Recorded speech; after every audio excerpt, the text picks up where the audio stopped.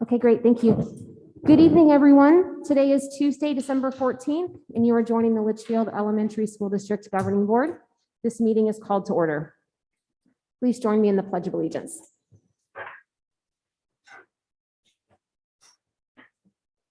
Allegiance to the flag of the United States of America and to the republic for which it stands, one nation, under God, indivisible, with liberty and justice for all.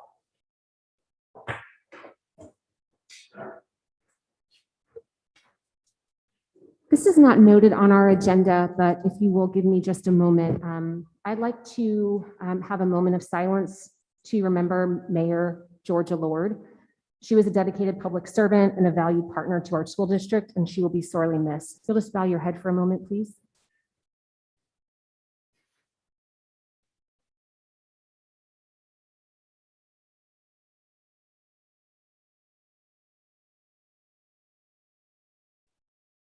Thank you very much.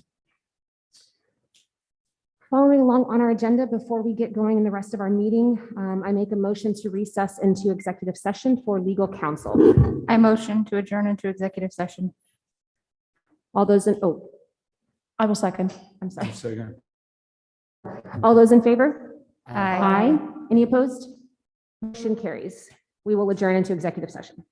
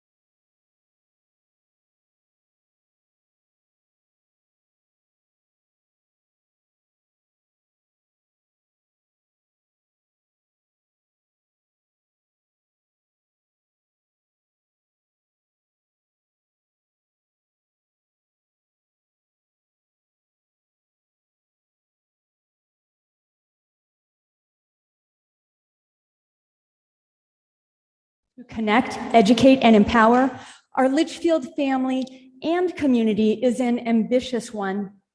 Tonight, we celebrate some of our community partners who stand by us through thick and thin to help us ensure educational excellence. We want to celebrate the Kiwanis Club of Litchfield Park this evening for partnering with us to establish the David Schwacke Memorial Plaques that you will now be seeing in each of our cafeterias. You can see one here behind President Clymer and Dr. Dowling, that beautiful photo of our hero. David Schwacke worked for us for nearly a quarter of a century, and he passed away just 1 year ago from COVID. He was named the 2017 National School Nutrition Hero of the Year, and he will forever be in our hearts. Thank you to the Kiwanis Club for helping us memorialize David Schwacke's legacy. He is indeed our hero. Tonight, we also thank the Avondale Police Department. They partnered with us to ensure that 20 of our families received turkeys and Thanksgiving meals. We appreciate our law enforcement partner for delivering them personally to children's homes, and they help make the holiday season a little easier for some of our families in need. Tonight, we also celebrate the Western Sky Middle School Choir and their teacher, Miss Carrie Gabbert. Their smiles and their singing earned them a standing ovation last week when they performed for over 400 people at the Wigwam. They were the special guests at the conference for the Department of Children's Services. And of course, with the bus driver shortage, they walked over a mile to the event and back. And they had really great spirits about their endeavor. And it was so fun to see them out in the community being lauded for their skills and for their effort.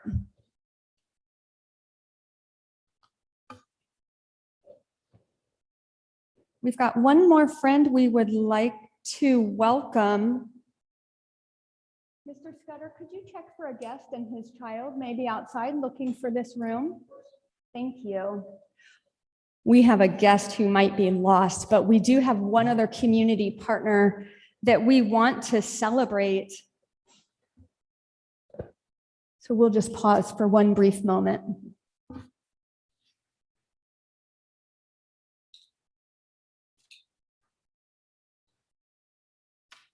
We're so delighted that we found a way to manage COVID, because what we're able to do at this point is bring back some traditions that were previously put on hold.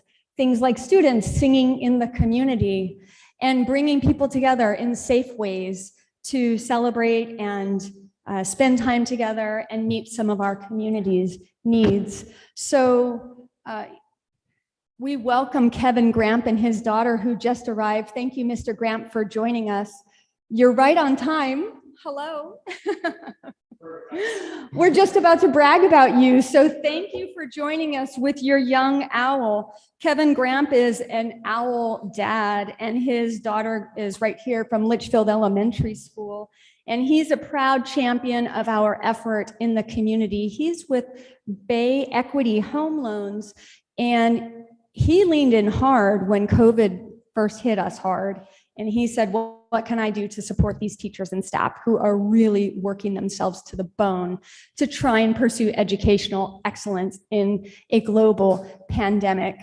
So what Kevin did was rallied several of his friends, including the Mavericks, Jason Kahn, Dr. Randy Blazik, Ginny Solis Wright, Bell Fitness, and many others who raised together they raised over $25,000 this year for the second year in a row to offer turkeys for teachers. But it's not just for teachers, it's for teachers and staff. In fact, every single person who works for Litchfield Elementary School District and other local districts had an opportunity to show up a couple of weeks ago, get a free turkey, lots of fixins. There was coffee and bright smiles, and really the entire endeavor was simply to thank teachers and staff. So Kevin Gramp, we welcome you, and we thank you for boosting our morale, for spreading kindness and cheer, for helping some of our staff members make ends meet during the expensive holiday season. Your enthusiasm and your leadership is appreciated.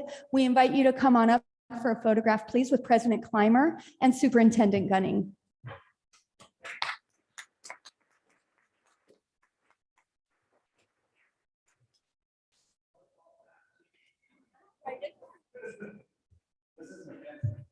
Welcome, Mackenzie. We're so delighted that you're here.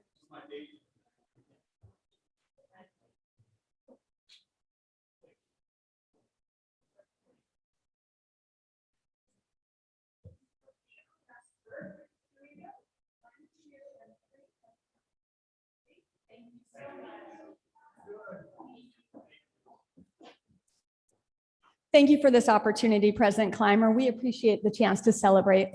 Thank you.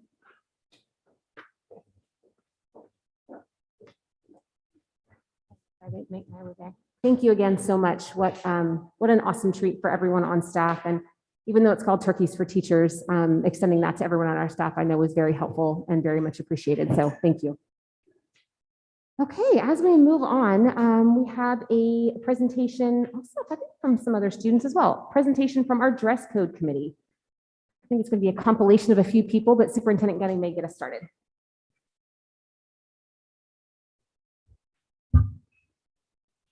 Good evening, Madam President, members of the governing board. I'm excited to bring several folks with me to do an update for you on the dress code and dress code recommendations. I have Addison Krychek with us today. She's from Western Sky Middle School, Student Council President. Abby Bustillos from Wigwam Creek, Student Council President. Dr. Claudia Rodas, parent from Corte Sierra, and Stephanie Chakowski, a teacher from Wigwam Creek, and myself. So tonight, the dress code committee would like to present recommendations to update the current dress code guidelines. It aligns with the strategic plan with student success, empowering all students to reach their highest potential, and specifically targets the goal of nurture positive relationships between teachers and students. And is the dress code what's best for kids?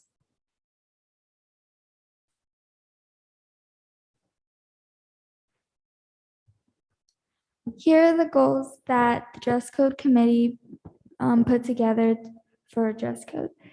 Students should feel good about the dress code, minimize cause for worry, maximize class time, limit classroom disruptions,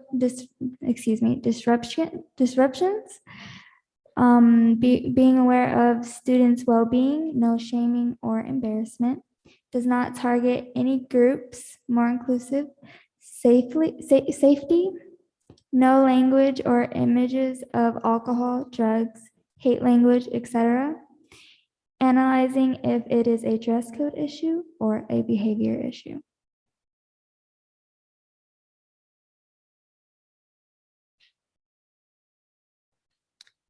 There is no financial impact with this. Who it does impact, though, are staff, students, and families. And now I will turn it over to Stephanie to share the process. So in putting together the committee, invites were sent to 7 parents, 7 students, 2 teachers, and a principal. We held 2 meetings, one on November 18th and one on December 7th. At our very first meeting, we started by creating our norms and then those goals that Abby just read to you of what we wanted out of our dress code. We reviewed feedback, and that included feedback that was sent out to parents in the community, to students and staff. We looked at what our current guidelines are, as well as sample guidelines, really from schools across the country. And then we looked at the high school's guidelines, what the guidelines are at Agua Fria School District. Since most of our children end up going there and have older siblings there, we wanted to make sure they kind of align. Between our first and second meeting, we had members that went out into the community and looked at what's available at our local stores. We want to make sure that our dress code aligns with what parents can easily go out and get. And then we also then created recommendations based on all that information. So to start our recommendations, Litchfield Elementary School District feels that the students and their parent or guardian hold the primary responsibility in determining a student's personal attire, hairstyle, and jewelry. Schools are responsible for ensuring that the student's attire, hairstyle, and jewelry do not interfere with the health, safety of any student and do not contribute to a hostile or intimidating environment for any student.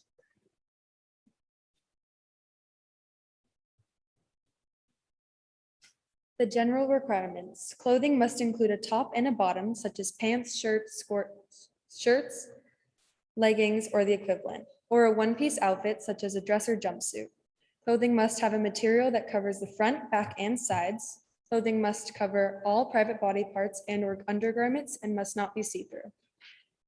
Tops and one-piece outfits must be secured with material at the shoulders. Footwear such as shoes, sandals, or boots shall be worn in the school buildings at all times and must be both safe and non-destructive to school property.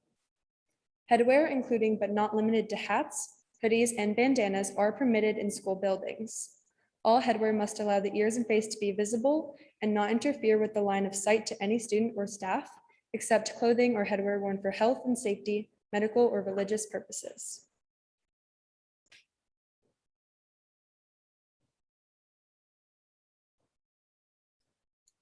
Good evening. Some of the items that we decided that it would be not permitted to wear clothing or jewelry that substantially disrupt or materially interfere with the learning process, contribute to a hostile or intimidating environment, advocate or promote violence or acts of terror, criminal activity, pornography, use of drugs or alcohol. Use or depict any hate speech, threaten the health or safety of any other student or staff member.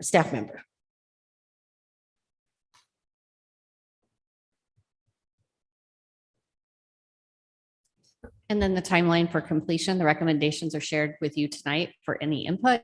Changes to the guidelines and update to the student handbook will be brought back in January for the board to approve.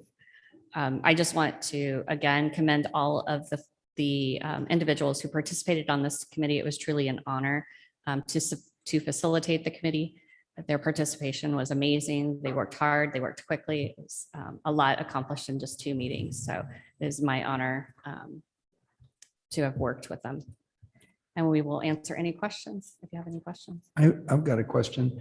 The bullet point does not target any groups.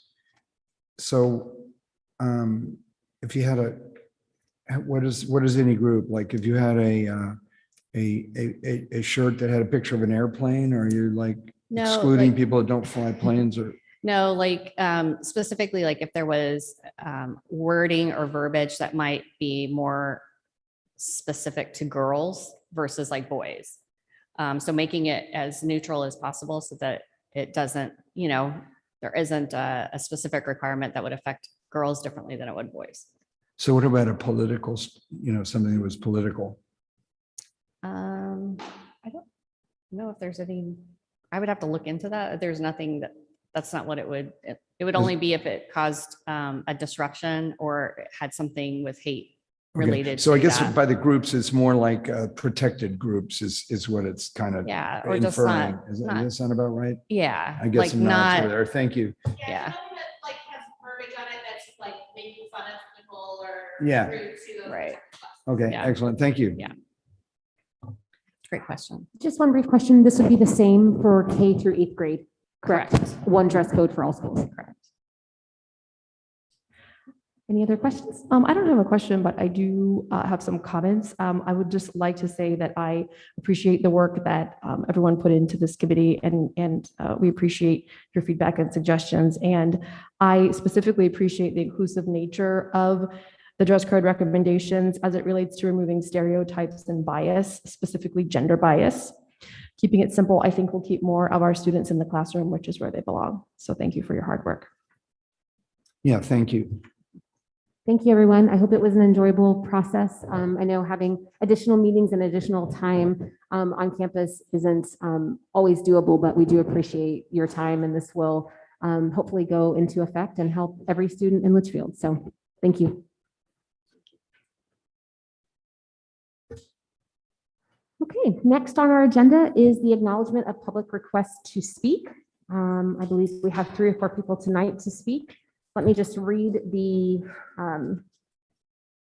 public comment language and we'll get started. Pursuant to ARS 38-43101, this agenda item provides an open call to the public, allowing individuals to address the governing board on any issue within the jurisdiction of the board. Items not listed on the agenda may be brought to the governing board's attention under this section of the agenda.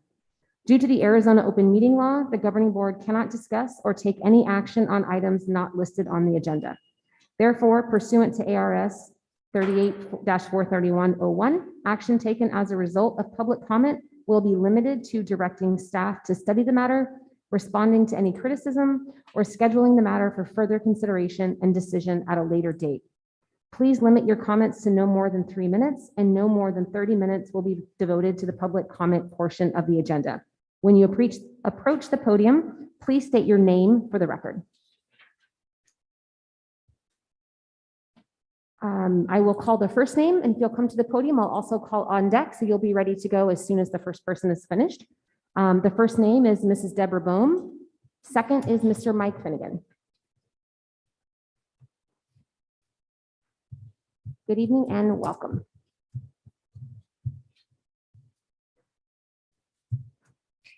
Deborah Boehm. You being trustees of the people must remember your oath that binds you. All these representing the school district are elected or employed agents within the state and are to fulfill the requirements of the office for which you were elected.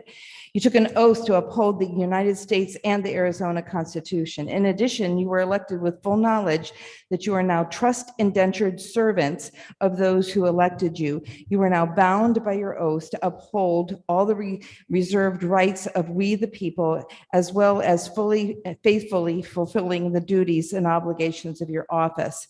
You swore to bear true faith and allegiance and defend against all enemies, foreign and domestic, and that you would faithfully and impartially discharge the duties of your office.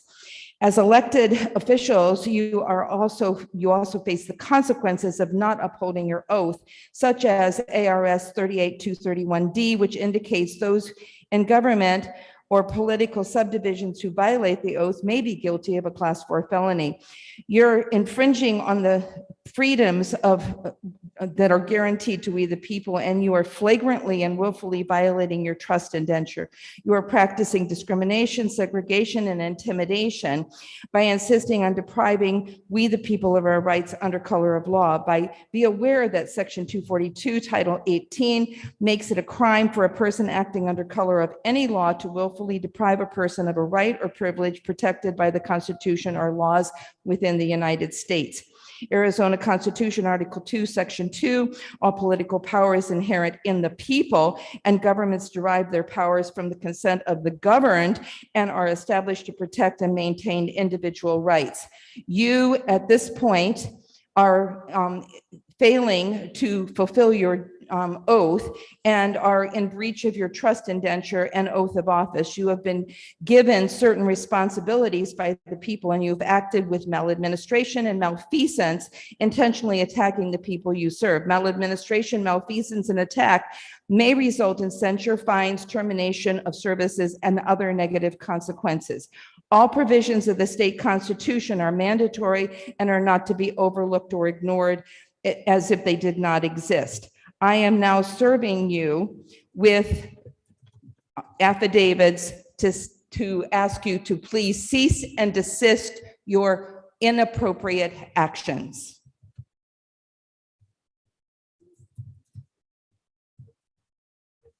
Thank you. Mr. Finnegan? Good evening. My name is Mike Finnegan. I sent email messages out to members of the board last week. I'd just like to see a show of hands if anybody received them. Okay, thank you.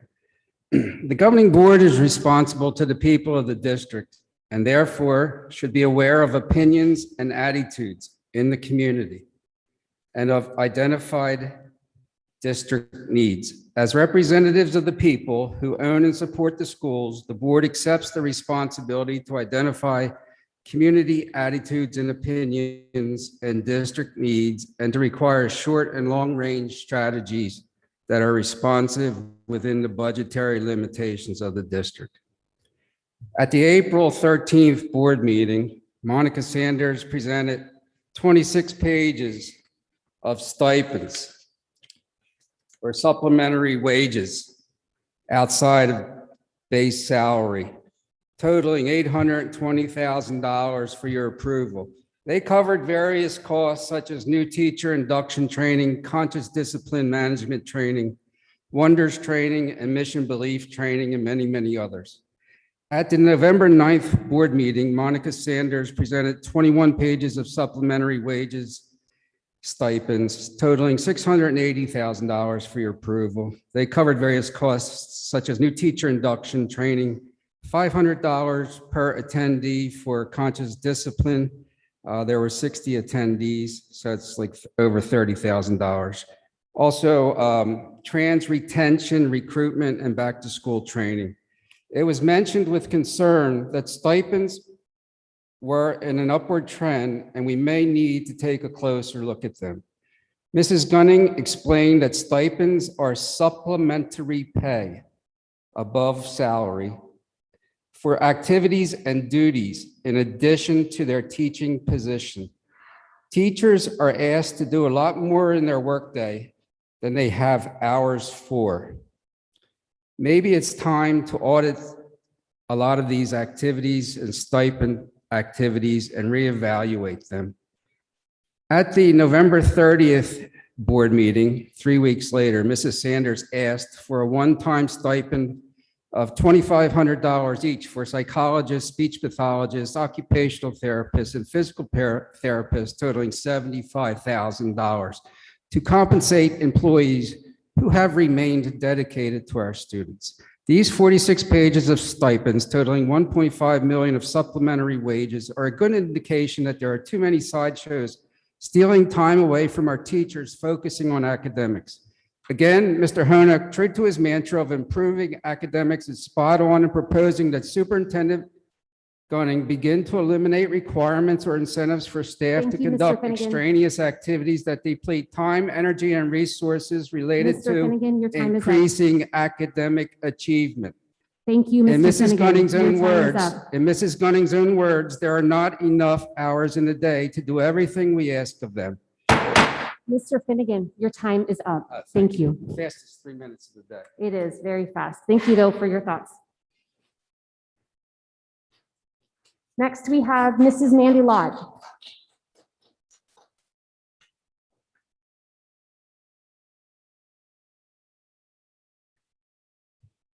Thank you for the opportunity, you as board members, to speak to you this evening. In June of this year, Superintendent Gunning issued an email regarding parents sharing public information related to the Diversity Empowerment Committee. In the email, she denounced the sharing of screenshots on social media platforms. She also stated, "We strongly oppose personal attacks and fear tactics by anyone attempting to persuade the professional business of our public institution." She also said, we expect a respectful and professional environment that values civil dialogue and embraces diversity of perspective. On June 19th, a district instructional coach took a screenshot of a post that a parent made regarding the recall election and posted it on social media in a forum that was strongly opposed to the recall efforts. This resulted in a litany of insulting comments, one of which came from another district teacher. Her comment was, "Yes, I had her child in 8th grade. Needless to say, this behavior is not new for them." Even though she denounced the behavior prior, Superintendent Gunning first response was, "I respect a teacher's right to free speech." On July 5th, July 14th, September 25th, September 30th, and on October 11th, I reached out to both Superintendent Gunning and President Clymer regarding this incident. It is a matter of public record that Superintendent Gunning and members of this board have violated open meeting law. It is also a matter of public record that the Attorney General is currently investigating our school district for the misuse of public funds, along with using district time and facilities to influence the outcome of an election. My question to you is, why do you refuse to hold Superintendent Gunning accountable for knowingly and willfully violating statutes and procedures, but you will not investigate legitimate parental complaints because a parent did not know what the proper procedure was? Is that fair or equitable? I am requesting that Superintendent Gunning, along with the governing board, hold a special study session dedicated to educating parents on what the proper procedures and/or protocols are for filing a complaint, who they file the complaint with, the time limits in waiting for a response from the district, how to request information as to who is making decisions for their children, and how to request information on curriculum and other supplemental material. Perhaps if Superintendent Gunning takes the time to educate parents on what the proper procedures and standards are, she will avoid violating so many of them.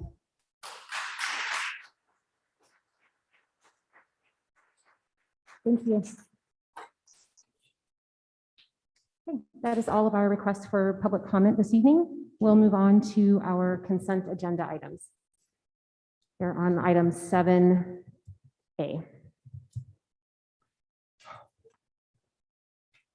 We'll open the floor for questions or comments on the consent agenda.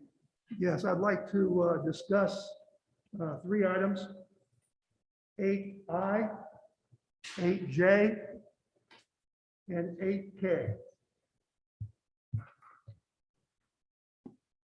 In addition, I would like to discuss 8O, 8Q, and 8S. And I would like to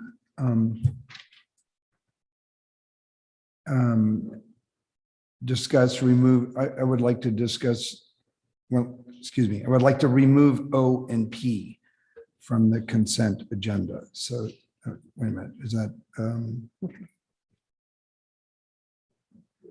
Yes, that would be from 8, 8O, and 8P. Okay, just to clarify, Jeremy, I think you did clarify, but for the other 2 board members, would you like it to discuss it within this section here, or would you like to pull it off and vote on them individually? I would prefer that we discuss after we approve what's left on the consent agenda. Okay, thank you. Ms. Ryan, the same? Yes, please Okay. pull for separate. So to be clear, we're removing them from the consent agenda. We're going to go ahead and vote on whatever was not removed. You got And it. then we're going to go through them one by one. Thank you. Correct.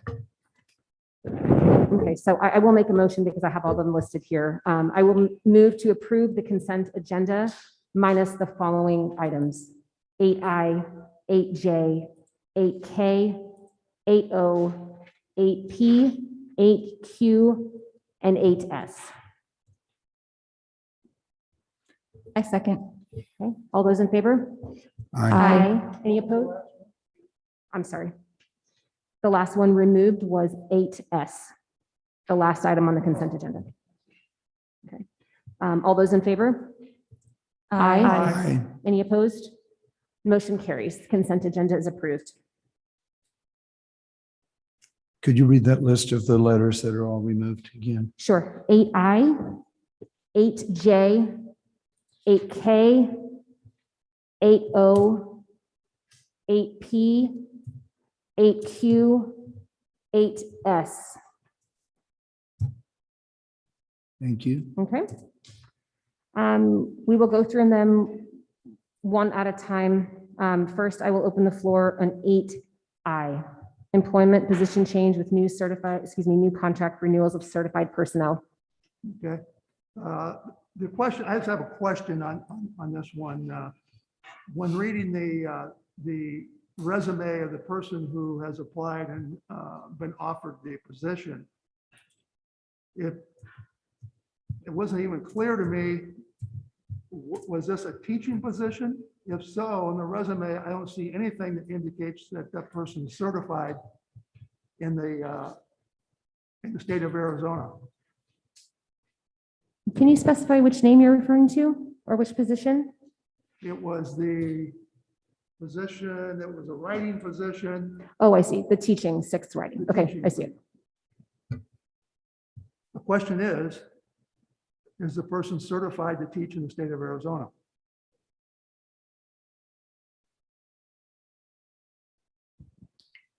They would have to have a current certification or have some form of a certification to be able to teach in the state of Arizona. So that could be a current teaching certification, or it could be an emergency certification, or. Yeah, I don't see why someone would be remiss and not have that on a personal resume. So it doesn't indicate to me, looking at the background that we've got there, it doesn't say anything about being certified. So that's my question. Okay. Yeah, but they have to be able to work for us and have a fingerprint clearance card as well. All right. All right. Okay, I also had a question on this agenda item. I just wanted to have a discussion, if you could please fill us in, Superintendent Gunning, on the assistant principal transfer position, where that person is being transferred from, and where the prior assistant principal is now going or has gone to. So the person that was selected for the assistant principal position was currently at Verado Middle. And what was their position there? Student advisor.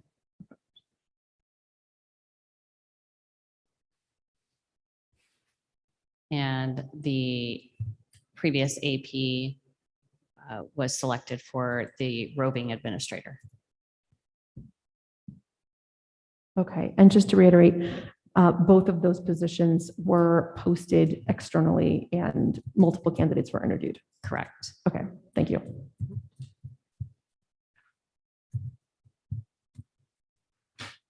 And then, sorry, just as a follow-up, then will we be filling the student advisor position at Verado Middle School? I would have to go back to Principal Padawano to see what his structure or plan was for that one. Okay.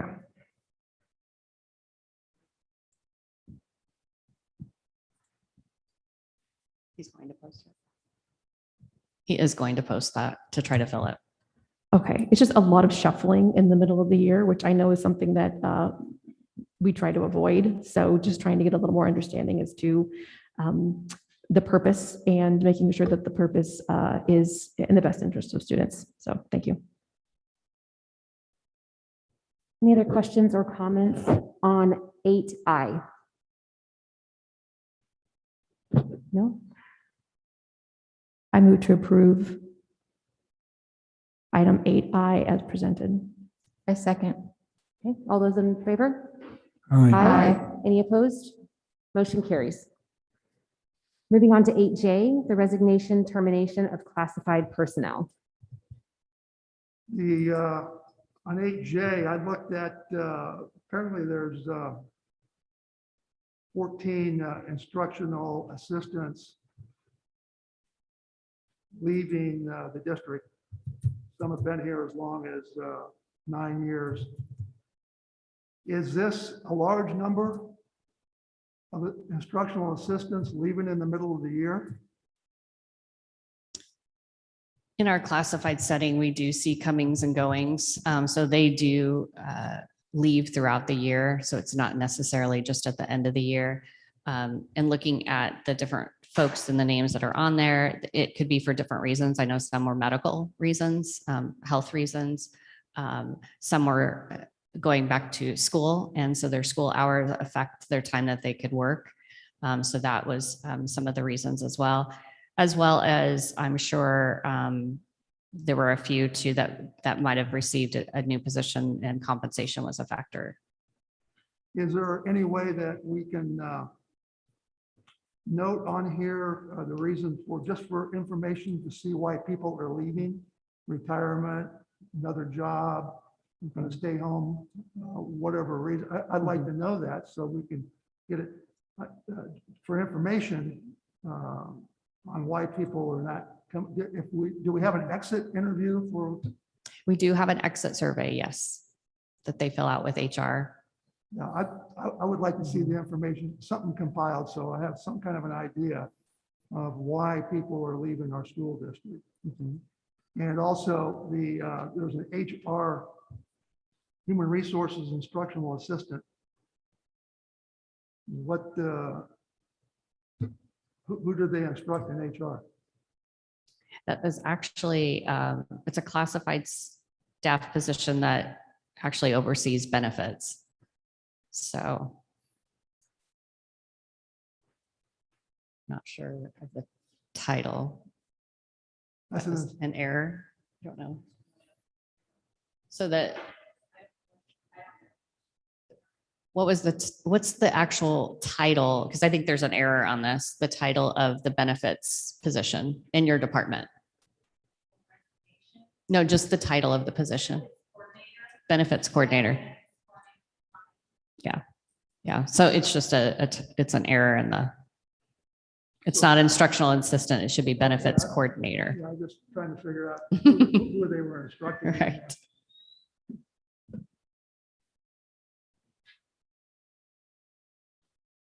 Any other questions or comments?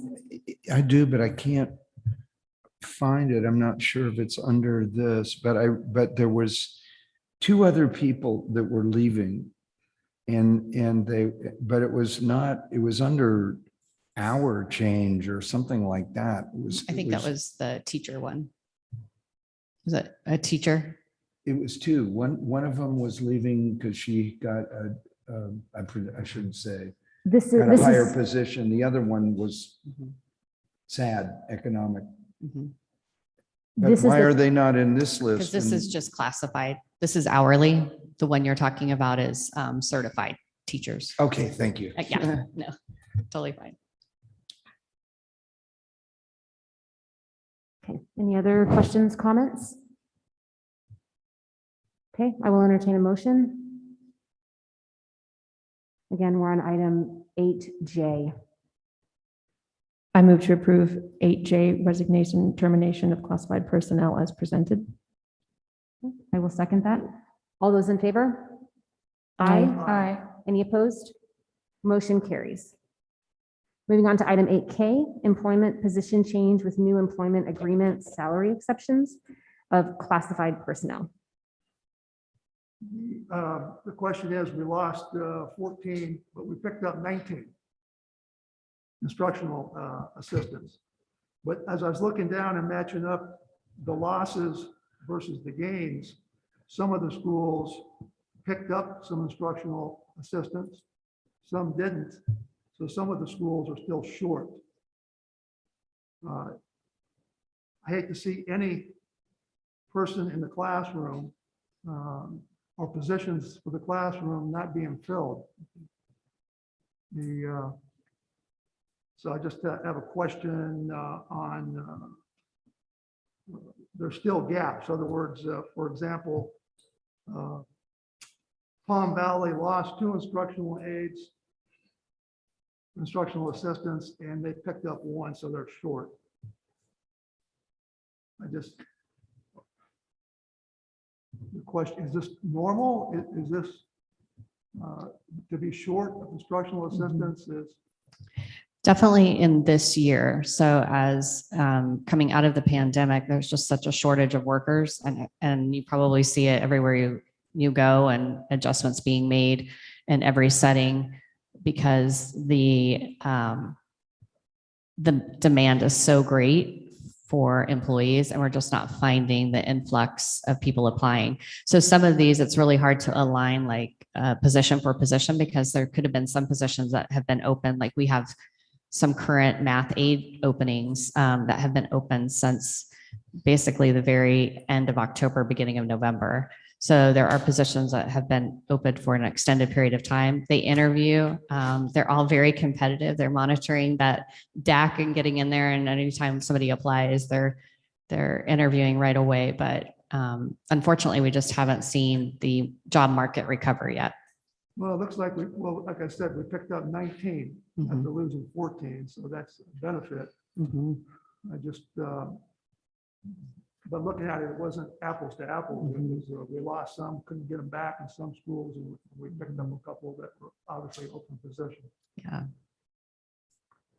I'm hopeful that with our next agenda item in terms of classified salary increases, that might help us also in with the competitive nature. So any other questions or comments? Okay, I will entertain a motion on item 8K. I move to approve 8K employment position change with the new employment agreement salary exceptions of classified personnel as presented. A second. Motion and a second. All those in favor? Aye. Any opposed? Motion carries. Moving on to item 8O, acknowledgement of employee conflict of interest. I asked for this to be removed from the consent agenda because this is a document that we acknowledge every year, and it lists relationships that could be cause for concern due to a conflict of interest. And one of the items on the list was not made aware, at least I, as a board member, was not aware of this particular relationship until this document was published. So I would like to address that with a couple of questions. The relationship that I refer to is between Megan Duplain, being a contracted employee with Loving Guidance LLC and Conscious Discipline. I see that Megan isn't here, but I didn't know if Superintendent Gunning, you would like to address that or say anything about that. So as you mentioned, we look at these annually. It was a new requirement in 2019. Megan was considered a certified instructor since the winter of 2020. She was officially presented the award in July of 21. She decided to pursue the trainer of trainer route to utilize her expertise in conscious discipline mentors to empower her with the most up-to-date and expertise and knowledge in the research to support the LESD staff members. The decision was not made for any financial reason. She has contracted with 3 agencies since she was awarded the trainer certificate. To date, she had received $1,442 in compensation for this. In retrospect, beginning, you can tell by Megan's deep belief in this, that was done for her to gain additional knowledge. It began as for her not to pursue for any reason, but to be able to offer LESD the best coaching and support. She has decided it is in the best interest of the district for her to discontinue her role in Conscious Discipline Certified Instructor as of today. Okay, so just to clarify, we will acknowledge that there was a conflict of interest, but if this were to be filled out at another point in time, that conflict of interest would no longer be in effect because she has now resigned as a contracted employee. Correct. Okay, thank you. It's just I'm having a little trouble hearing over here. I think I heard Wendy, or I heard the answer, but we're talking about Megan Duplain. Correct. And she is abandoning her working for Conscious Discipline, Inc., or she's abandoning her role here with Conscious Discipline. So she has resigned from Conscious Discipline. So she'll no longer be a contracted certified instructor for them. For them, I see. That will allow her to pursue with the district and lead us in social emotional learning, mental health. Okay. So for the purpose of eliminating that conflict of interest. Yes. Okay, I thank you. I'd like to say a comment as well. Thank you for explaining. I do think it's important for just the sense of transparency that we all understand. My concern lies in not the amount of money that she made. I think it's very clear to anyone who's ever had a conversation with Mrs. Duplain about conscious discipline or mental health that she clearly doesn't do it for the money or the financial benefit. I don't believe that, and I hope others don't as well. But my concern is that as a person in a decision-making capacity, to be a contracted employee of a vendor that we do business with does pose a significant conflict for me as a board member. I think we would hold that standard of anyone. It doesn't have anything to do with what employee it is or what vendor it is, really. So I agree with her decision to resign, and I know that she'll continue to lead the efforts here at the district, but I do have reservations about someone in that capacity making decisions about a company that they were at one time employed with. I have a question about conflict of interest. If if someone has a conflict of interest, they in essence file it with the district. If somebody's, I saw something the other day on here, one person's husband worked for a contractor that does business with our district. So does this conflict of interest stay on file? And if so, where's this file? So it is on file in the purchasing department, since they are the ones that oversee our purchasing procedures. And also they come to the board. And the conflict of interest statement just notifies purchasing that this employee will not engage in anything related to any procurement related to these vendors. So they are not involved in any decisions, any recommendations for these products from the vendors. It's saying, I recognize that I have a conflict and I will restrain from any involvement in the purchasing process. Was the question I would have, that means they should not be on any committees in which that committee's responsibility is to make recommendations on contracts. They With would the- not be with the involved con- with any recommendations that would then go to an award with that vendor. With the conflict. Yes. My question is, was she on any committees? Or did I miss something? Was she on any committees that made a recommendation to hire this company? So we procured conscious discipline several years ago, and she was not a contracted employee at that time. Well, then that answers the question. But there've been a lot of ongoing purchases. I mean, like, there's one with this, we're going to be getting down to it, that, you know, for the summer, the one that was this summer, which was around 30 grand or something like that. And then, I'm sorry.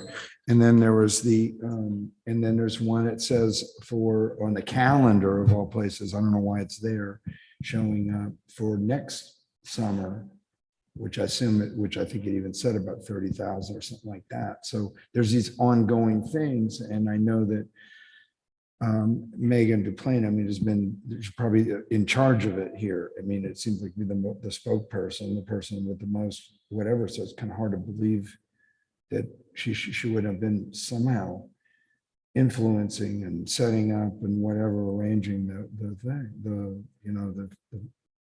the whole deal. So those larger amounts that you were talking about, that's under a federal grant. And that grant is actually administered and monitored by John Scudder, so not Megan. So she's not in that piece of it. There probably could have been like some smaller supply pieces that could have gone through like special ed that would have gone up to her for approval, but the grant part is under Title I. Okay, well, I just think it's a little bit, I mean, I know about your husband's work, and I know everybody's has a spouse that does something and whatever, and we all know about Wendy, you know, being on the board of the fiscal, whatever the heck it is, or, you know, I'm being facetious. I know that it's a very honorable, respectable thing that isn't really anything that would be a profit or whatever. So those aren't even issues. So I don't even think about that. You know, if I'm not worried, I don't stay up at night thinking of air conditioners being lifted with a crane with a deal, you know, big deal, right? Okay. So, but it's just kind of alarming that I was just in shock. I was floored when I saw that. And I mean, you see people on the news, they turn it on and they say, I have to disclose, I'm whatever, you know, when they're just making a comment on something. And to me, and I just think it was kind of shocking and kind of a failure. And I'm not saying that it was a big nefarious thing going on, although I think it might have tainted stuff a little bit, our obsession with conscious discipline, which I don't think has been a good thing. But I think it was, I guess everybody realized, I mean, it wasn't the right way to handle this thing, you know, so I'm glad it's being rectified, but it's not good. Yeah, I agree with the idea of what you're saying, Jeremy, and that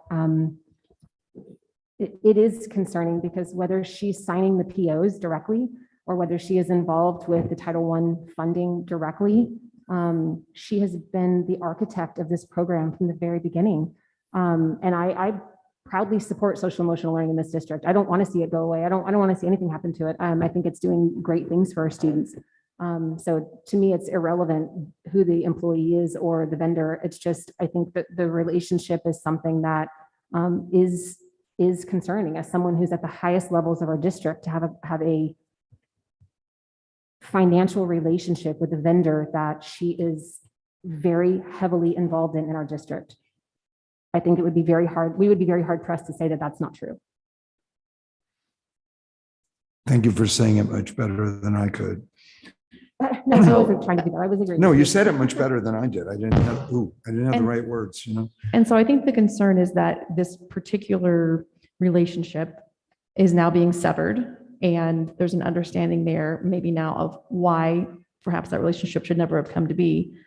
My concern then is going forward, are we going to take this as a learning experience and ensure that everyone does know what a proper conflict of interest would be and what would be acceptable and potentially not acceptable? Absolutely. Are we going to be moving on? Because we've sort of expanded this agenda, because I thought we have an agenda item coming up, which is specifically the conflict of interest, or are we? This is, yeah. So we're not there yet. We are in 8.0. That's what we're talking about right now. We're talking about right now. Okay, then I have a few more things to say. Okay, so any other open questions or comments on item 8.0? Okay, then I will, I'm sorry, you had more comments on the conflict of interest? Yes, I do. I'm sorry. Okay. I was That's okay, go ahead. not aware that that's where we were. Okay, I Okay. thought it was Kim's deal. So I don't want to repeat anything that we've already done. I've pretty much said all the stuff.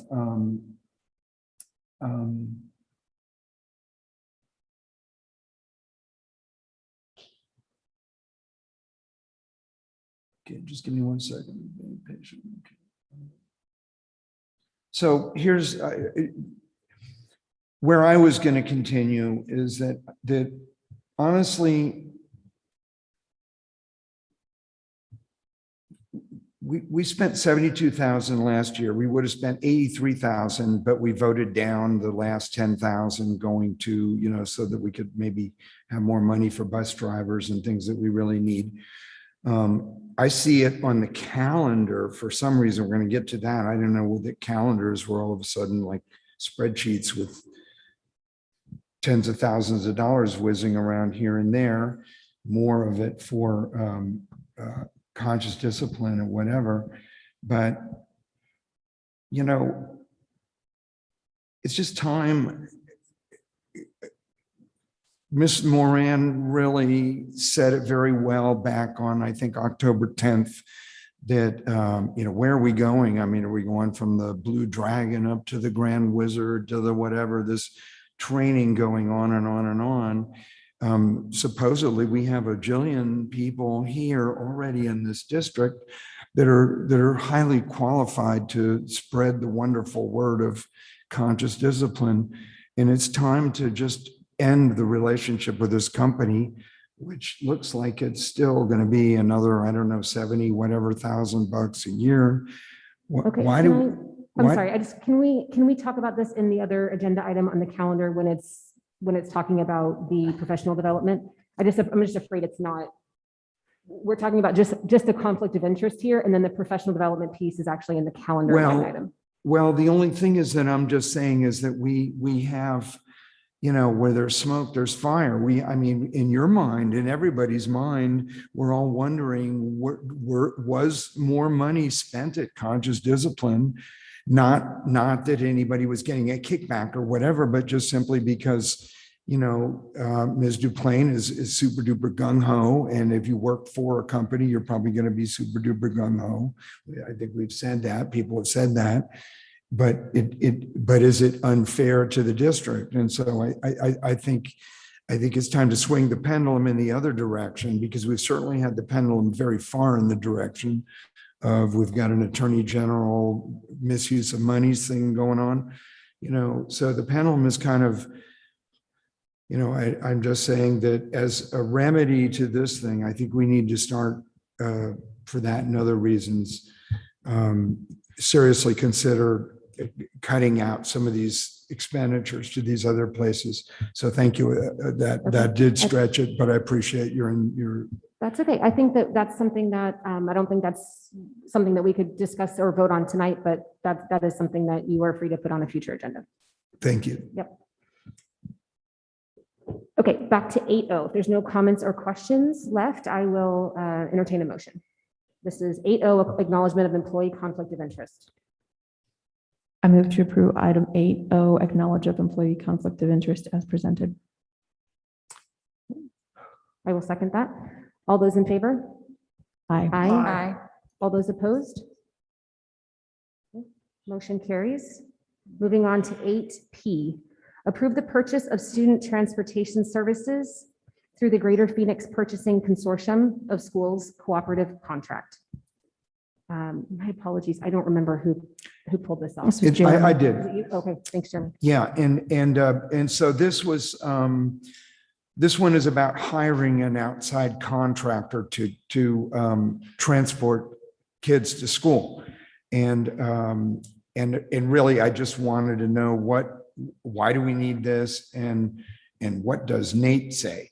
Well, I bumped into Nate on the way in and he explained it to me that indeed, and I think I'm correct, shoot a paperclip at me or something if I'm wrong, Nate, but or wave. But anyway, but it's because we don't have what we already know. We don't have enough bus drivers.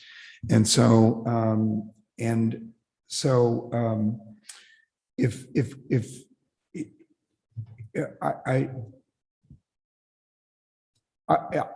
assuming it's 100% necessary, or we're not going to be able to transport kids. So we're going to have to go out and have an outside service and do it. So I don't dispute that. I'm for it. I'll vote for it.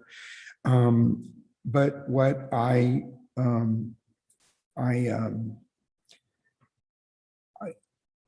think we got to figure out some clever marketing to get some people. I've made some suggestions. I can't implement it. I don't run the marketing department or whatever, but there are some pretty common sense, easy ways to get some good teachers and get some, but everybody got to kind of read Uncle Remus stories, with Bear Rabbit and things like that. To not being racial here, I'm actually exposing my admiration for intelligence that seems to have been overlooked.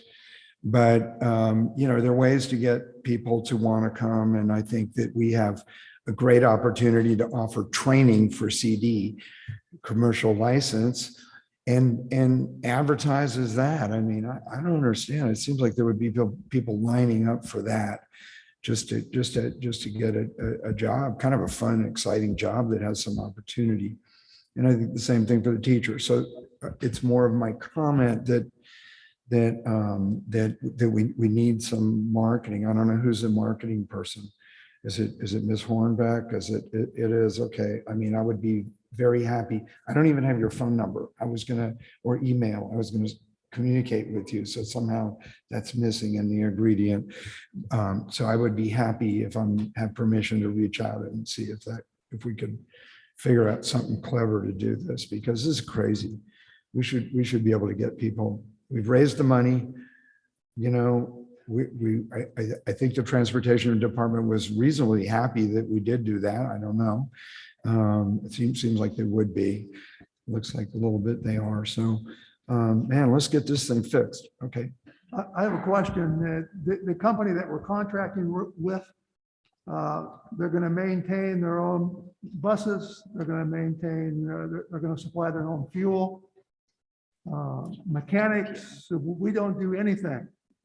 But there's no cost other than the contracted amount. Is that correct? Yeah, Nathan, I don't know all of those answers, but I know they have their own buses and which they would then be serviced in their own yard by their own people, but I'm not positive on the fuel piece. Good evening, members of the board. The contracting company, they have their own mechanics, their own fuel, their own buses, their own drivers. We don't pay for anything but the price that they charge, and they supply everything else. Liability insurance? Yes. everything. They have that. Yes. I have a question. Is there any chance by doing this that is this only to just cover our current busing needs? Or is there any chance we'll be able to look at adding some of our kids back that we had to lose bus services to this year? This is just to get our bus services a lot better where they need to be. And we have sicknesses, we have absences with staff through long-term illnesses, etc.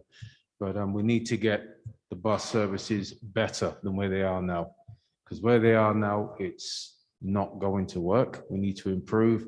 And we do have some success stories. We've had some drivers come through. A lady passed their driving test, and she's now driving her out. We've got another one going for a test on Saturday, and we've got 3 or 4 more that are in training. And we've got, I think it's about 4 or 5 more coming through the door as well. Excellent. So it's looking up. That's great. Thank you. Okay, seems like a good stopgap measure until we're able to.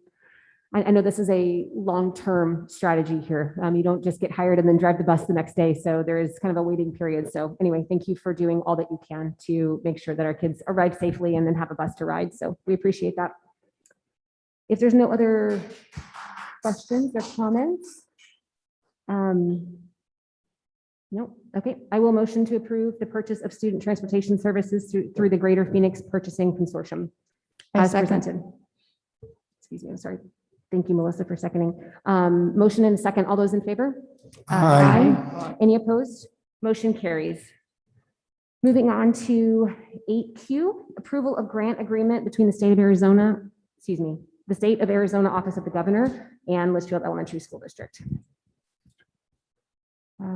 Kim, I believe this was you. Yes, I asked to have this removed from the consent agenda just to give Superintendent Gunning a chance to give a brief summary as to what these funds will be used for. I know we've talked about that before, but for me, anything over $1 million coming or going needs to have at least a brief summary discussion. Absolutely. So we are excited that we did receive the governor's grant, but it was a little bit of a delay in receiving that acknowledgement and those funds. There will be various things that will be covered by this grant, the district-wide math specialist / coach, as well as our math curriculum that's in the process of adoption right now, social emotional supports for middle school. Edgenuity was also covered by this. And I think that was it, right?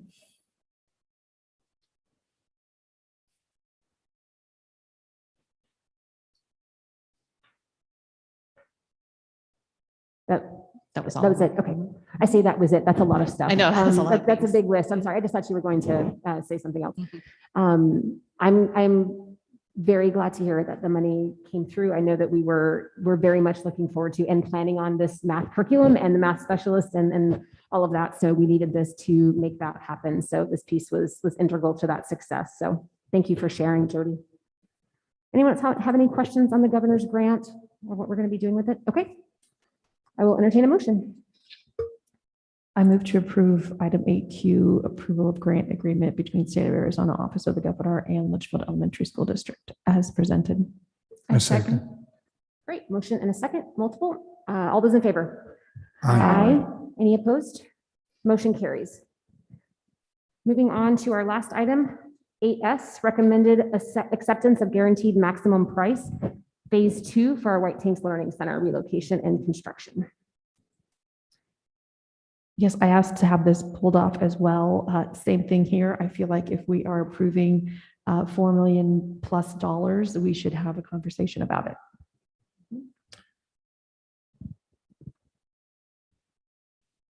Sure. And Dan, I'm going to ask you just to run through just quickly. I know there's a lot of people that read these agendas and they, as I do sometimes, forget how the process works. We don't often get to build new buildings or do that kind of thing. So remind us about max price and all of that kind of stuff, just based on the expenditure. Okay, Madam President, members of the governing board, Dan Ensign, Director of Facilities. So a guaranteed maximum price is an agreement between the district and the contractor that they will perform the scope of work that they've been presented from the architect and engineers.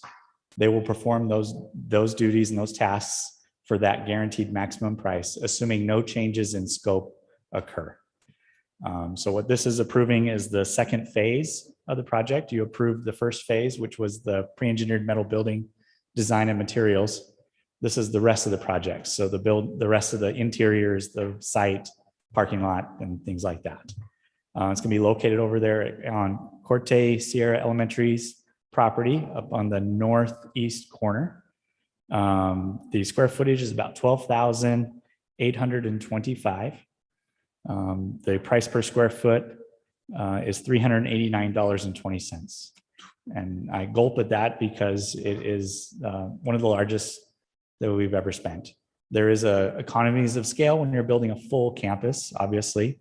When you're building 80,000 square feet, you're able to incorporate a lot more things into it to get that price down. So we knew it would be a little bit more, but in this market, that is where we're at. The contractor, the guaranteed maximum price, goes out to subcontractors. They bid it out to multiple trades, multiple companies per trade, and they do present those costs to us so that we see that they have done their due diligence to make sure that they get the best price for the product that we're going to be providing, both in safety, product quality, and time.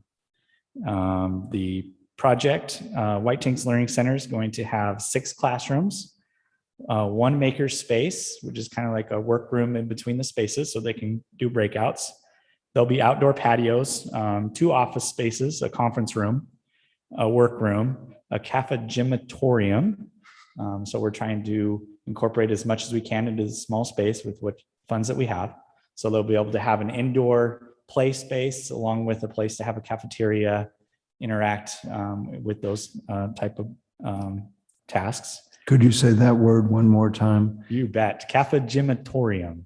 Cafegimatorium. Okay. Yeah, it was much popular many years ago before gymnasiums came into play, but a lot of districts have cafegimatorium still. I see. We're fortunate we didn't have that too much here in our district. There will be a playground that will be incorporated. They'll have turf, the play structure, canopy, basketball, hard surface play area.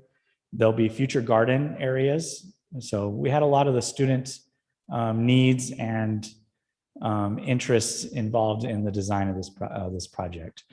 Pre-engineered middle of the building, like we said, parking, a lot of shared spaces with Corte Elementary, with the kitchen, library, nurse, full gymnasium, much closer than we would have been to Scott Libby in the previous renditions. So quite an upgrade.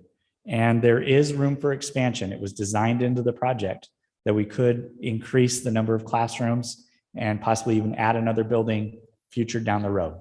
So it's not only just today, but we're looking forward in the future. Not that we want that particular program to grow, but that ability is still there. So I think that's about where I'm at. Are there any other questions I can answer for you? Does it include shade spaces outside any? Yeah, the playground will have a shade structure over top of it. Okay. There will be opportunities to add additional in the future. Right. But currently, really, it's just the buildings, and there's some overhangs at the patios.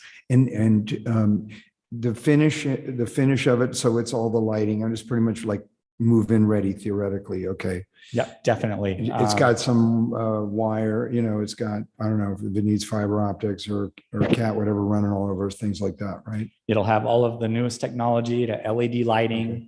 14 SEER, 15 SEER air conditioning units. Okay. All of the newest.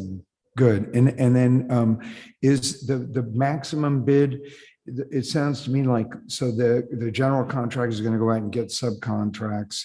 So is it possible that it could come in less than the amount? Yes, absolutely. If we're able to, through value engineering, through the process of building, in my experience, we have received money back in most projects. Usually it's called contingency. There's some money there to take care of things that we don't know about, unforeseen conditions, things like that. Okay.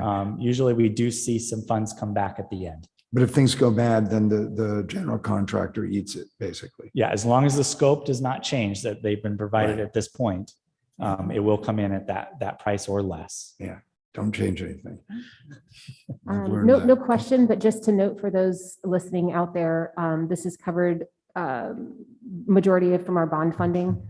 There's also, I think, some capital and adjacent ways funding maybe, but just so that people know, this is a bond that we've already had. So any other questions or comments? I just have one last question. When are we going to see this? I was about to say it because nobody had mentioned it, August 2022. Okay. No, I just mean like a picture of it. I Oh, see. don't mean the actual build. I'm looking forward to that also. I'll get you but- some pictures of it. Okay, Well, fantastic. I'll get some renderings of it. Renderings, yes, renderings. That would be great. Yes. And we want to Um, walk through a virtual tour. Virtual. That's right. I'm excited. I think this is something that the students that attend that program have been waiting for a long time and definitely deserve. So looking forward to it. Thank you for your help as always. Yes, thank you. Thank you. Okay, no other questions. I will entertain a motion for item 8S.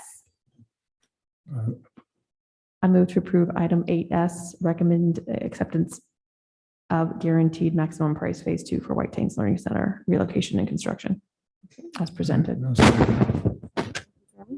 All those in favor? Aye. Aye. Any opposed? Motion carries.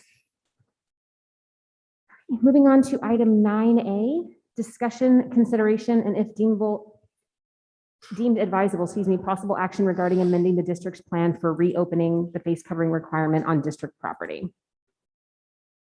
I believe that is Superintendent Getting. There you are.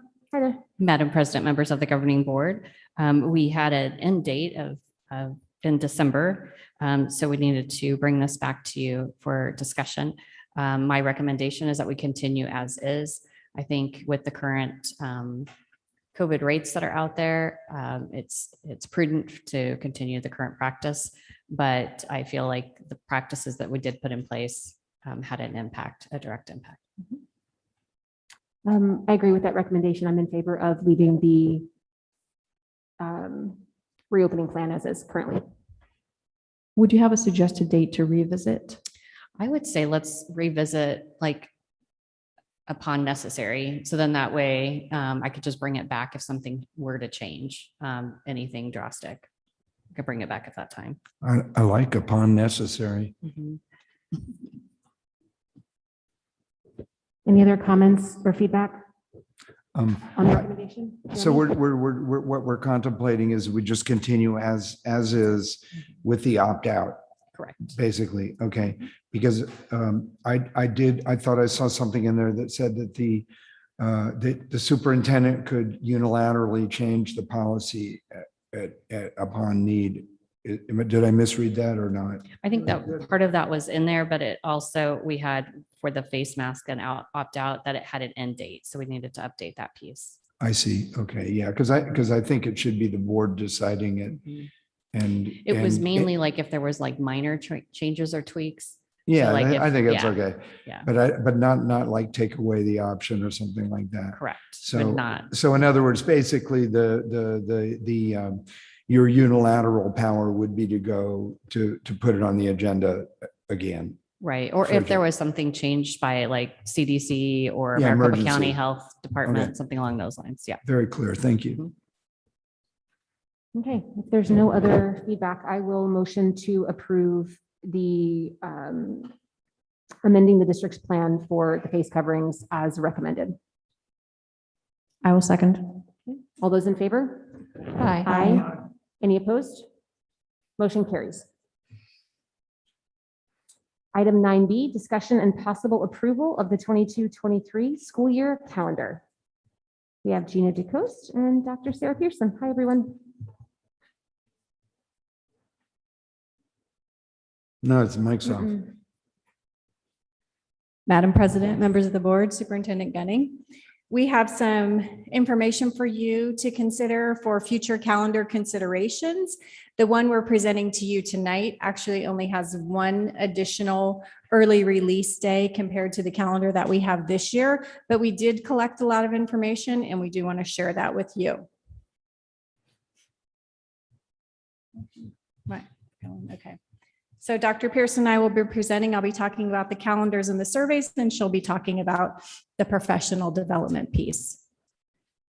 So we're just asking in the future to consider some additional job embedded professional development time for teachers when approving future calendars, including the one that we're looking at, even though this one is just one early release day additional to what we have right now. It aligns with student success because increased student achievement and social and emotional well-being for the varied needs of diverse populations. PD supports teachers in becoming more effective practitioners by focusing on instructional strategies, curriculum implementation, and assessment practices. Providing PD opportunities for staff communicates that the school community values the work they do and wants them to grow. We sent 2 surveys out, one to certified staff and one to families, and we received that feedback. So of our certified staff of over 500, we received 387 responses and 1,899 from our families. So not as high of a turnout from our families as we noticed during questions, surveys that we sent out about do we reopen and things like that. But I don't think this is as high stakes as those situations were. So I'm going to start with the certified staff survey, and this is just a high level executive summary. The first question was about parent-teacher conferences. I would prefer to hold parent-teacher conferences on. And more than 60% of the respondents selected conference dates before October break. So remember, during COVID, we had pushed conference dates back so that teachers had more time to assess and get to know their students. And this year, that seemed to be more of a burden, having them later in October. So you'll see on the calendar in front of you tonight that conferences would be moved back to the 3 days before October break, which is more of a traditional calendar for us. Professional development, we asked them to indicate the number of early release days they feel are needed to properly prepare for improving outcomes for student achievement. Overall, 63% selected a preference of weekly early release days. And then just to note that several suggested Fridays instead of Wednesdays. Wednesdays are very popular, and we found that with some of the trainings that we're trying to do with our vendors is that they can't really do Wednesdays because Wednesdays are taken up by all the other districts that have early release already on Wednesdays. I have a question. Sure. Did we articulate this calendar with our the high school district? Yes. And they're on Wednesday half days. They have Wednesday early release. They had late start in previous years, and this year they switched to early release. They have early release virtually every Wednesday. Yes. Was there any discussion about some of these, our kids have older siblings who provide childcare, if you would, for those students when they're home? For example, if they're off on Wednesday and there's older kids in the household that watch those kids when the parents are working, and we're off on Fridays, was there any discussion like that? Yes, there has been discussion about that. We'll get to some of the parent feedback about aligning with Agua Fria and how they felt about Wednesdays and Fridays as we move on. Okay. Is that okay? Okay. I just, can I just make one point as well? I think this point is going to be similar in the certified staff survey as well as the parent survey. I find the finding or summary of 63% of respondents selected a preference of weekly early release days over the options. So basically the options they were given, both parents and certified staff, were very leading. The option to keep our number of early release days for PD as is was not an option that was given. They were given the option to select the current draft, which was 12 early release days, or the weekly early release days. So I understand that this is saying 63% of respondents selected a preference, and I understand that under the parent information, it will say something similar, but neither party was given the option to keep PD hours as is. So I find this information misleading. Okay, thank you. Number 3 question we had was, what areas of focus do you feel you need additional PD in to improve student achievement in your classroom? Please check all that apply. And that was just for us to kind of gauge where our teachers are at and what they're feeling like they need more training on. And so overall in 6 through 8, the most common responses were effective grading practices and mental health supports. In K-5, their most common responses were guided math, guided reading, differentiated instruction, and Kagan strategies. And K-8, because we had them pick their grade band if they were middle school, K-5 or K-8. Tier 2 and differentiated instruction, and preschool was primarily conscious discipline.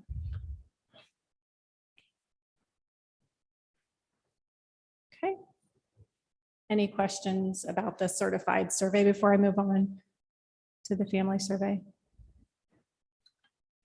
And so we asked parents then about parent-teacher conferences, which days they preferred. And it was about 52% prior to October break and 44% the later days. So there were some other voiced opinions, end of October or end of November, before winter break, and no more early release days. The second parent question about parent-teacher conferences was just more out of curiosity for us, is what's more convenient for parents, the evening, the morning, or any time during the day. And so you can see that 55% said in the evening, and our evenings are not typically as long as our days are. You know, we have 3 days and then there's usually one late night. And I know teachers do everything they can to accommodate, because our expectation for our staff is that they have 100% participation from parents, whether that's virtual, in person, or phone calls. It used to be phone calls are in person, but now that we're all so adept at virtual, we do a lot of virtual too. Okay, and the third question there was the method of participation that works best for them, and most prefer in person. So we had some virtual and some over the phone too.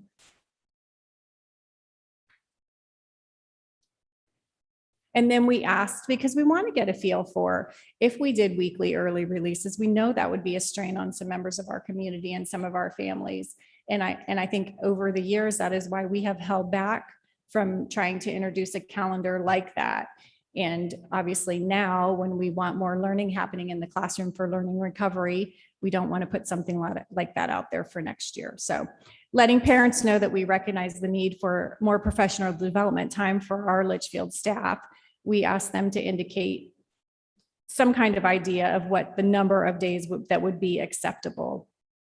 And so, Kim, as you pointed out, 59% selected the current draft, which is what they had a visual of to look at as a reference.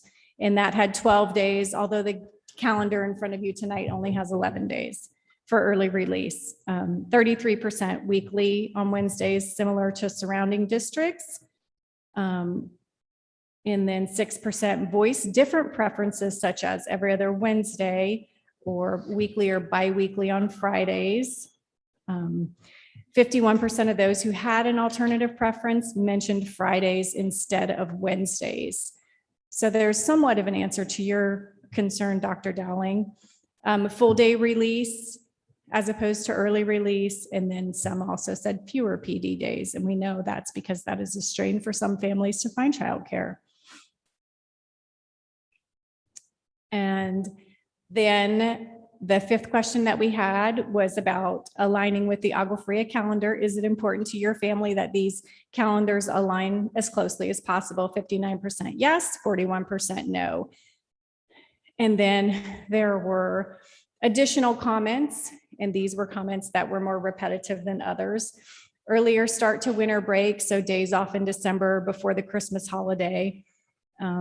Several respondents commented that they did not like the late start to winter break in the proposed calendar, particularly the early days leading up to the break. And we know that it does go right up to Christmas next year. It's not a great calendar. Move to a 4-day school week, year-round schooling, begin later in August or in September, a full week off at Thanksgiving, alignment of LESD to surrounding district calendars, including Buckeye, Avondale, Pendergast, Dysart, in addition to Agua Fria. Fewer early release days, more full day PD days on Fridays. And if Veterans Day falls in the middle of the week, observe on a Friday or a Monday, which we don't have a choice to do. So, okay. So questions about the feedback?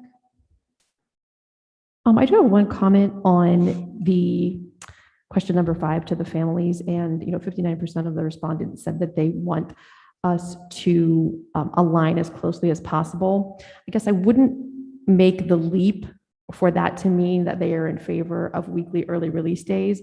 I take that as someone who has children in both districts to mean I would like their winter breaks to line up. I would like their spring breaks to line up. I don't know that, again, that leap of faith should be taken that they want the early release days to align exactly with the Agua Fria district.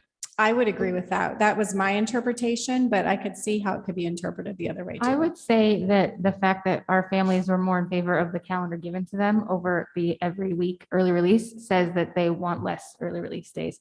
They weren't given the option of this year's calendar, like you said, but they picked the one that had the least amount. So I'm not sure if this is the best time to ask the question or maybe Anytime. after the presentation. What is the effect on, I know we have days, minutes that, students have to be in school and learning time. So what impact does, sort of adding and subtracting these days have on those requirements? We have plenty of minutes during the school year to meet the required minutes through the Arizona Department of Education. We're over in elementary and in middle school. Like, for example, when we were off for Red for Ed, we had enough minutes through that school year that those days did not have to be made up. Okay. So I just wanted to make everyone aware that we don't get to just decide how many days of school we have. There's an actual, there's actual regulations. We just go over that amount. So we have sort of the Right. flexibility to add or subtract days, a few days here and there. that's a good point. And there are two requirements. It's the 180 days, but then there's also a required amount of minutes within that. Okay. I just wanted to clarify. So Thank that's you. what makes it hard when people say, oh, let's do full day PD instead, because then you're either adding, you're either taking away from the kids and you have to give them more days somewhere else, or you're adding days to teachers and extending their contracts and paying more money. So You're saying instead of the half days where you Instead get of half both, you get days. a day of school Yes. and you get some additional time. Okay. Understand. yes. Thank you. What kind of, what is our absence rate on these half days? I don't have that. I don't know that this COVID data is great because our absence rates with COVID due to quarantines and COVID illnesses aren't great, but I can look at that for you. And we've looked at it over the years, and it's not anything that brings our overall attendance rate down. I think district-wide, we range around 95% attendance, with some of our schools even being higher than that. I'd be more concerned before the first 100 days. Say that again? I'd be more concerned before the first 100 days. I'd like to know what our absence rate is on the half days.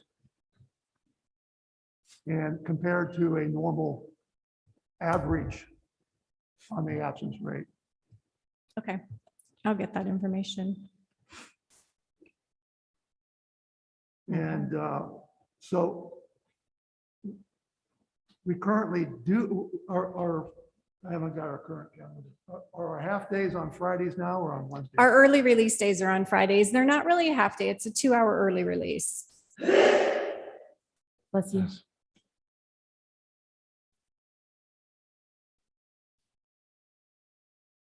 So there's plenty of time to do breakfast and lunch with all the students Yeah, I believe they're required to have lunch. in order for it to count. I mean, for you have to full work day. it into your calendar, to the daily schedule, not wherever it lands. Could be 11 o'clock in the morning, 10 o'clock. Okay, so adding an additional early release day does not cause any financial impact. There's no extra cost to that. I just want to add that there may not be a financial impact, but there is an opportunity cost.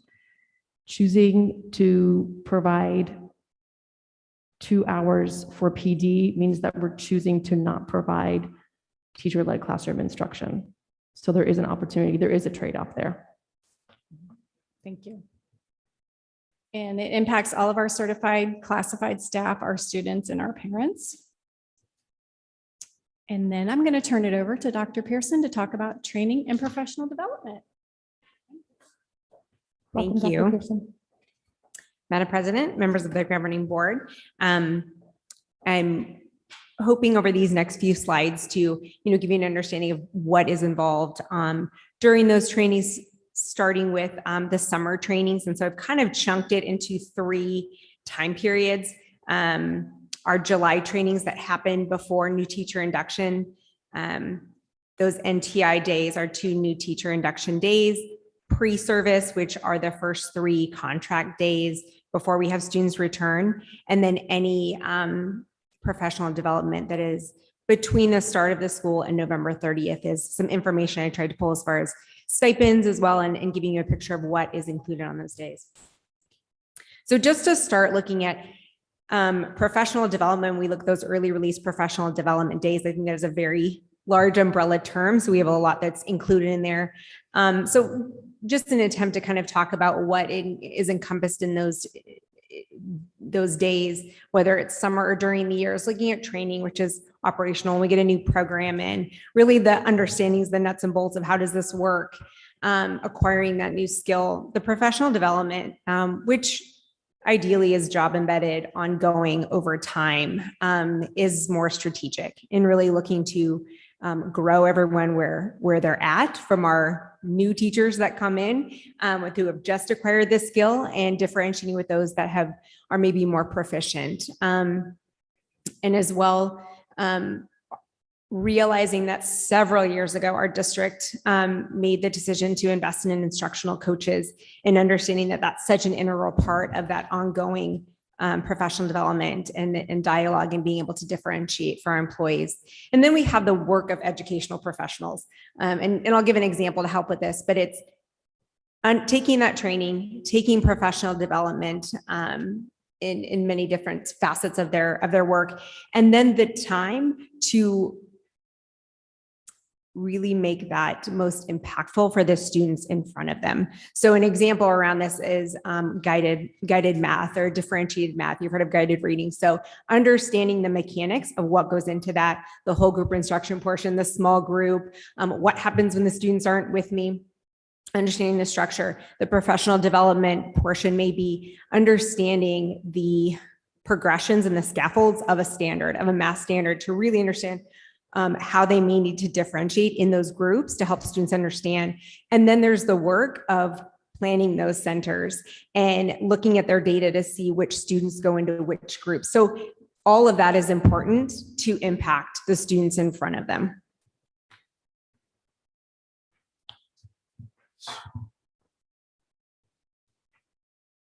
So starting in summer and looking at classified staff training, and I'll talk a little bit about the August through November stipends a little bit later in the presentation.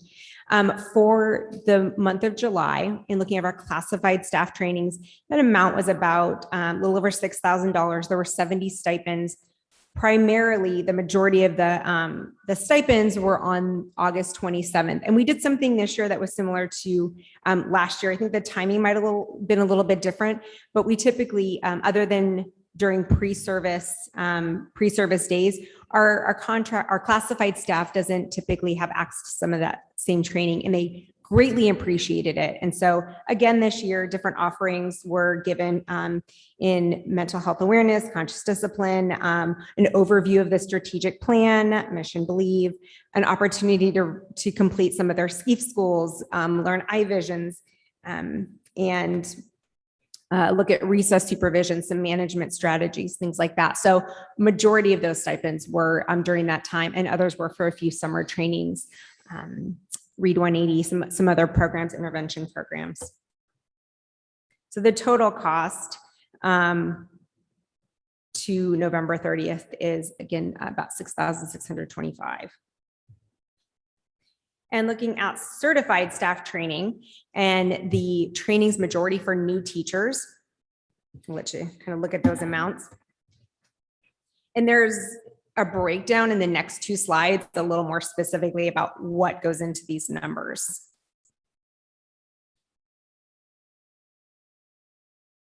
So the summer cost stipend breakdown.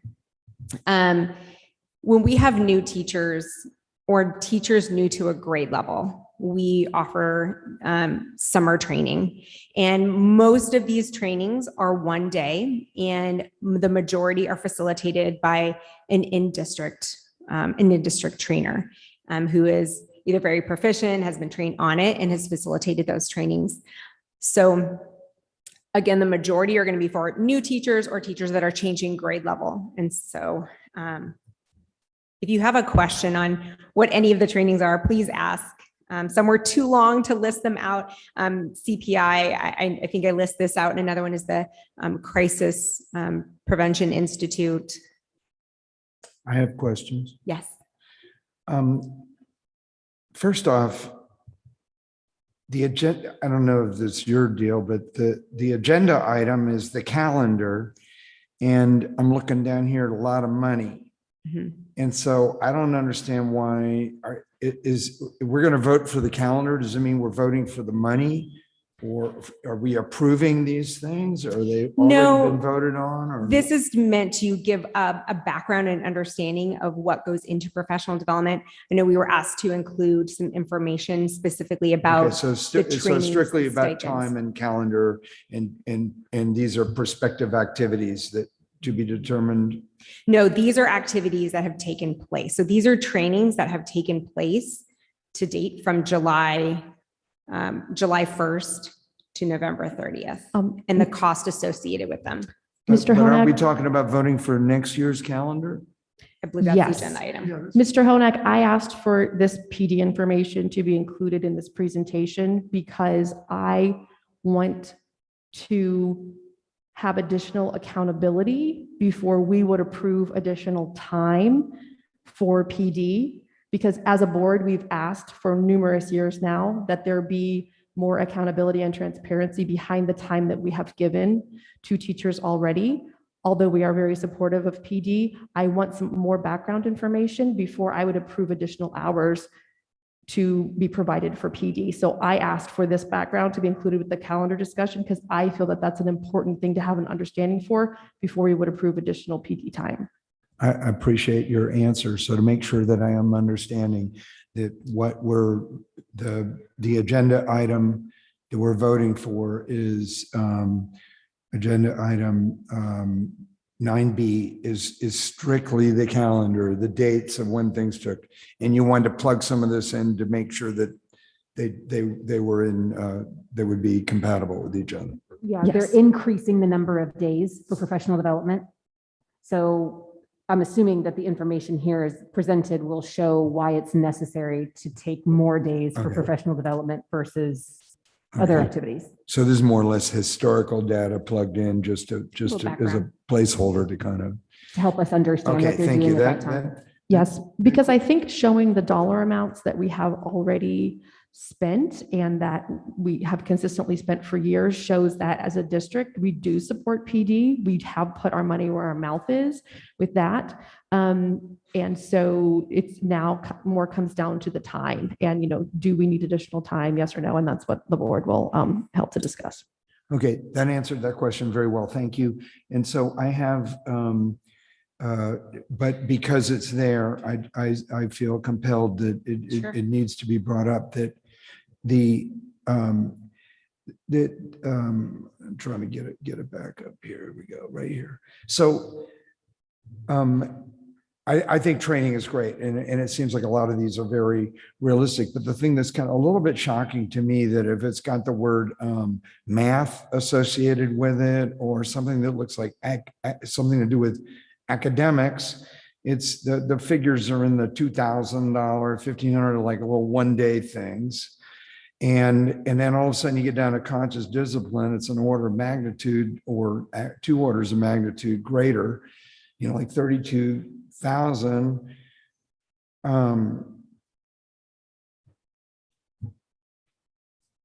So that's got to stop. I mean, is this kind of come to an end here? We need to, I mean, I think, I think training is great, and it seems like a lot of these are very realistic, but the thing that's kind of a little bit shocking to me that if it's got the word math associated with it or something that looks like academics, it's the figures are in the $2,000, $1,500, like little one-day things. And then all of a sudden you get down to conscious discipline, it's an order of magnitude or 2 orders of magnitude greater, like 32,000. So And I know we got a million things, wonders and all those things. There's so many of them, honestly, there's not enough hours in the day for me to even go look at them. But I know that our achievement is down here in the gutter. And I know that when I went to school, there was a thing called multiplication tables. I mean, that was about it for the teaching aid for math, and a chalkboard and slide rule in college and whatever. And that's the stuff that got us on the moon and everything else. Well, back I'll go when through cavemen roamed the earth, like me. But and I'm not going to, I know we're newer time and computers and all this, we got to use all that stuff. And so I'm not arguing about a lot of those little training things, but all of a sudden we got one that's 15 or 20 times greater amount of money for something that I guarantee you there is not one shred of evidence, none, that it is helpful at all. And I've looked in at the only data from Conscious Discipline Inc., or whatever they call it, lovey-dovey something or other. And their studies are bogus. They're not anything that shows that there's anything more. There's just common sense, psychology 101, which I think actually in going to teacher college or whatever, every teacher has to learn a little bit of psychology, how to deal with kids. And that's what it is. And it's shameful. So if we take this out, then what would that change to how many days we need in the summer? So if I may, I'll keep going through the presentation and give you guys a background of, again, what trainings are offered and the costs that are associated with them. And the stipends you see here over the summer are representative of different budgets. So the conscious discipline training comes out of the Title IV budget. Many of the summer trainings for new teachers come out of the Indian Gaming Fund. And as well, we have some, on the next slide, you'll see some Title I money that's used on those as well too. And then after, you can make the decisions on calendar and then anything else. Thank you very much for your indulgence. Go ahead. Absolutely. And just the next page continues on to the other trainings that are offered.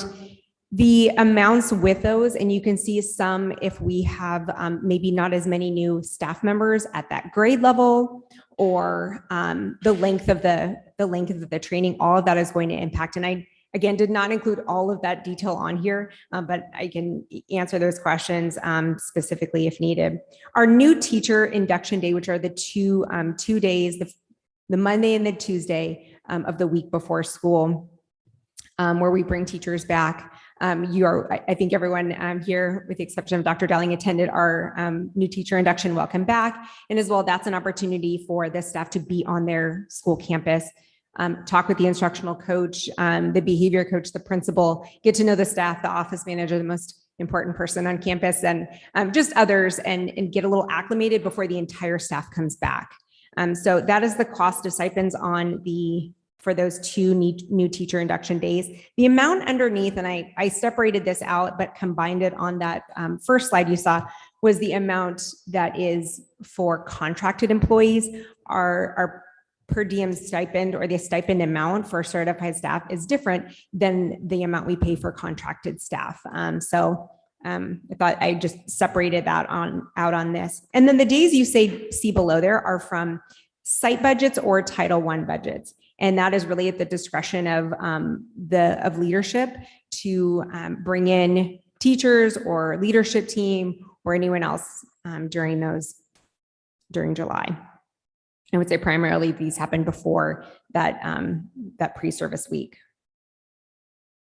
So when we look at pre-service, which is July 28th, 29th, and 30th this year, those days are really pretty operational. There's so much that happens. It's first contract day for our returning teachers, and most I counted 21 hours to back out lunch and the breaks, but really that is the getting things up and running, class list, learning about your students, getting ready for open house, ready to welcome students on day one. So there is some training. A lot of it is, again, safety, procedural, lockdown drills, nursing training. And then there's some training for certain groups that may come together. Reading specialists have collaborated on that in the past. some of those maybe smaller groups, depending on the position. Any questions on that before I move on? Can I just ask for clarification?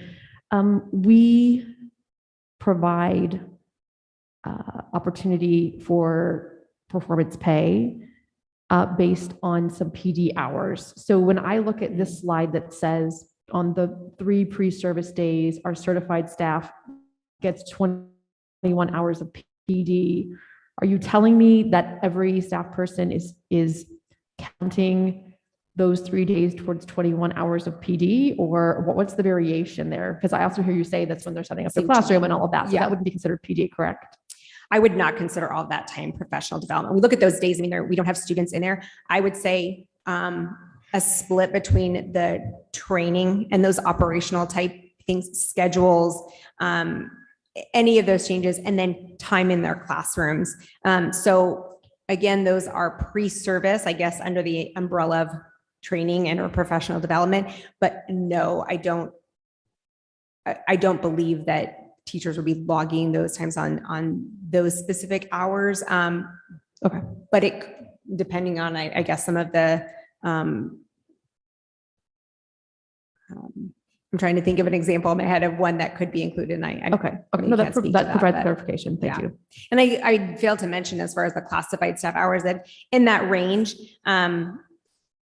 I believe there may be some staff that comes back for, at least one of those days. It used to be in the past Thursday or Friday. And I believe that I'm looking over here just to help that some classified staff may come back on both of those days, depending on position or hours. Would that be accurate, Wendy? So on those 2 during pre-service classified staff, I believe in previous years, they typically came back for at least one day, Thursday or Friday, but some may attend Thursday and Friday, depending on hours and when they typically, if they're Monday through Thursday versus Monday through Friday. So all 2 days. Okay. So then I guess that should actually be 14. So some of the topics, some of the pre-service topics, I already kind of talked about them.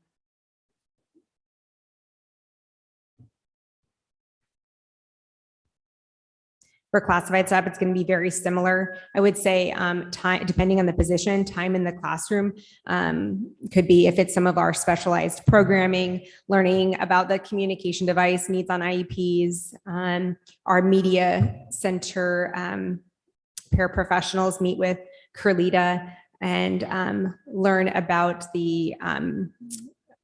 Destiny and inventory books, things like that. So kind of specialized to their job.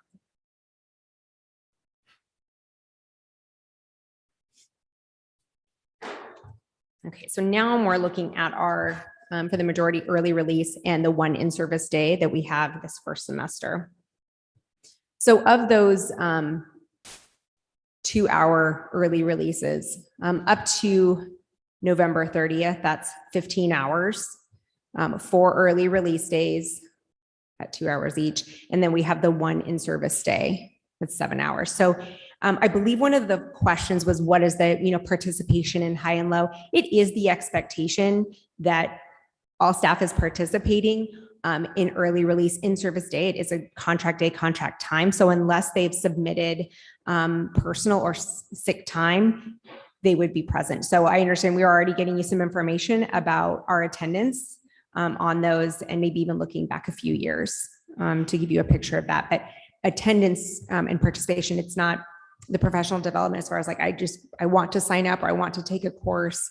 The expectation is they're engaging in some professional development. I think I'm sorry. Go ahead. I was just saying, I think the question more revolves around, are teachers taking time on those days? Goes to the same question that Dr. Dowling asked earlier about what are attendance rates on half days for children. It's the same thing for adults, right? So it is expected that they're there if they are there. But if staff is using those days as vacation or, other things, that's important, obviously, because I think, as you've seen here, we give them ample opportunities and we're spending an awful lot of money and just want to make sure that I understand it's our expectation, but that people are actually attending those things versus taking their personal time, which they are allowed to do. And I think I was under the impression that we were looking at teacher absences. That's probably where mine went. And you were probably talking about student absences, and it's probably important to look at both. Yeah, probably both. Yeah, you're absolutely right. Yes, because for me, that becomes the accountability piece. The accountability piece is we are giving, again, that trade-off because we do value teacher development and them growing their skills. We're giving them that time, but we're not receiving back actual detail and data on the usage of that time. And so that's, I think, where this disconnect is, where we say the expectation is here, but in my job as a professional, I have to log continuing education hours, 40 hours per year, and I have to report that to the Arizona Board of Accountancy, and they have the right to audit me about that. So I have that accountability that I'm meeting those requirements. We don't have anywhere near that right now that we see. So that's for me where the disconnect is. I don't want to audit what every teacher is doing, but I would like to know we had 500 teachers go through Kagan training. We had special training on this day, and 90% of our teachers were there. But those questions are questions that I've been asking for years and still can't get any reasonable data on. So that's the disconnect for me. Okay, Thank you. Dr. Pearson, could I just chime in? Yes. Sorry. We do have over a 93% attendance rate on those half days. For what? They're physically at school, or they are doing a class, or that, again, that's where the accountability piece Well, for if me they're is at lacking. school, they're in the trainings. So there's not an option to not participate in the training when you're at school. I was just giving you the percentage of if the number of people that didn't take any time off, that type of thing. So that's just teachers, not students. That's just teachers. I didn't. Yeah, no, I but understand. think I'm the just, student- I'm just yeah. clarifying. So just teachers during the I professional think the development student early release. data would be very interesting to have, to see if it impacts I just attendance. wonder, I just wonder the impact of professional development on a Friday afternoon after a long week at work, that we're going to get the benefit that you may get in the middle of the week. I've seen it both ways, and I've seen the Friday afternoons from another school district. And I've got to go upon my knowledge. I'm telling you, it didn't work. It just didn't work. I don't know if they've been doing this here, but, and there are activities planned in which this, either it's some kind of professional development that's outlined, and the teachers may have choices to pick which they want to do, or are they just on their own for department, the math teachers get together, or the teams get together? I mean, is it more structured than that? So this kind of, I'll start speaking to that. And I've as well been in a district, 20 years ago, started in a district that had both. On one side of the, in Kyrene, one side of the freeway, we were Wednesday early releases, and the other side, we were Fridays. And so opportunity to work in two different schools, I had two different experiences. And I would say, honestly, it was different, but the participation was great. And I feel the same.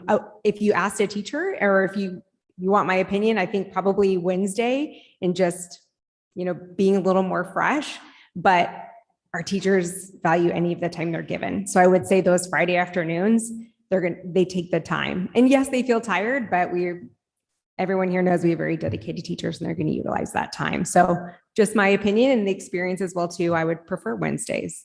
As far as what's taking place, we have of those early releases, some site-based time, I would call it. And then we have district as well too. And that's especially important for our middle school content teachers when there is that time. Typically that is in person. That's been the case in the past many years.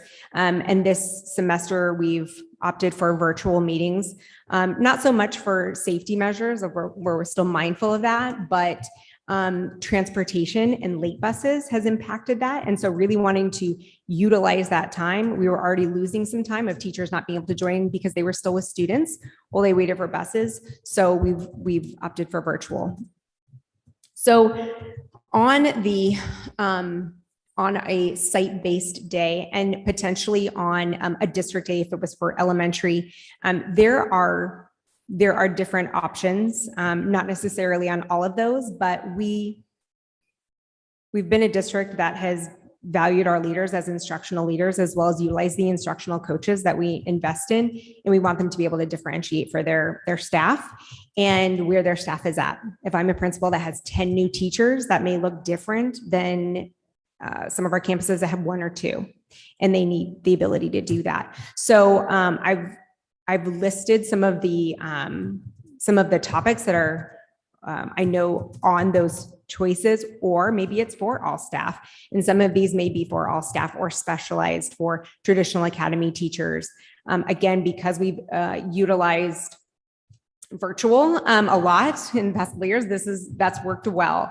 So you will see, for if there's wonders, that's the focus for district, that could look very different. It could be focused more on the assessments within that. It could be focused on the small group differentiated pieces for tier 2, or it could look at the instructional routines within tier 1. So if you see wonders, that could mean a few different things. We work with the coaches, again, on trying to provide them the information, the tools, so that they can provide that differentiation on the campus.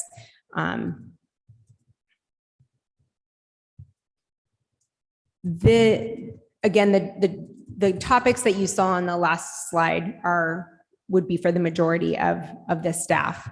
There's very little training that or professional development that probably happens outside of that time. I shouldn't say that. That's not fair. I would say as far as the like stipends that we put towards that. So I differentiated these out as far as when we bring together EL coordinators.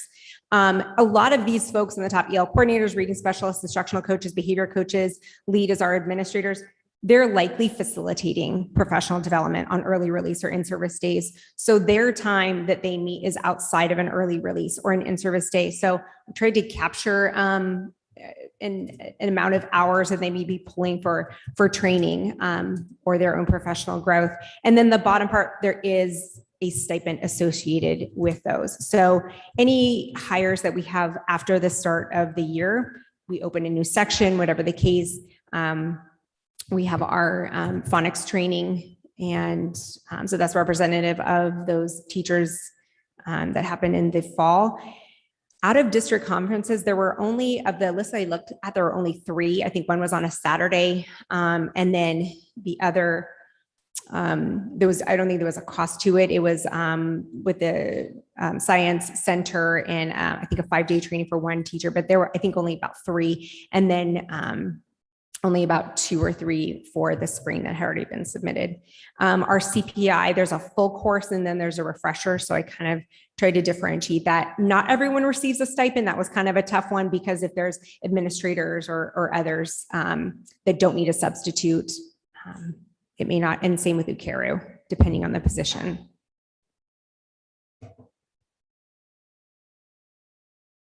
I did pull the stipends for ESI that and the cost associated with it, because these would be substitutes. And again, the foundations makeup training is on there. PDX is the new legislative requirement that we have a dyslexia training designee. Our reading specialists are going through that training, that cohort this year. And we have one person who is who needed a substitute. She will be a reading specialist. She's currently a special education teacher.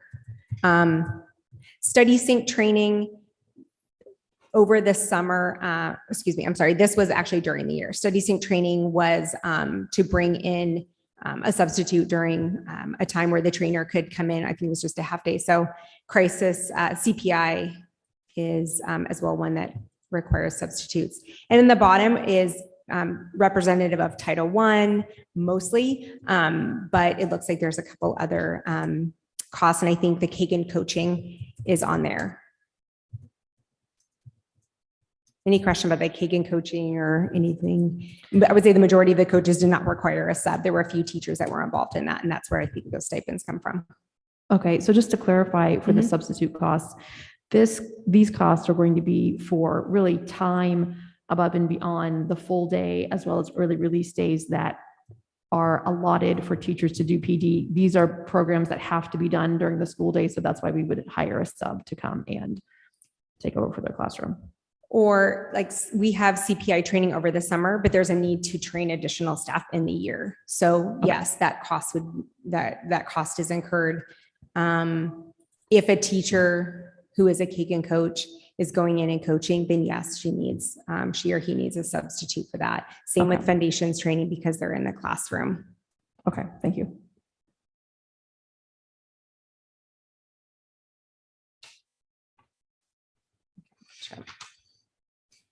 So I think another question was other training costs associated with the trainings. So I gave you the breakdown of substitutes, but then these costs may include registration, materials, consultant fee, and this is for, I guess I would say, summer to November 30th date.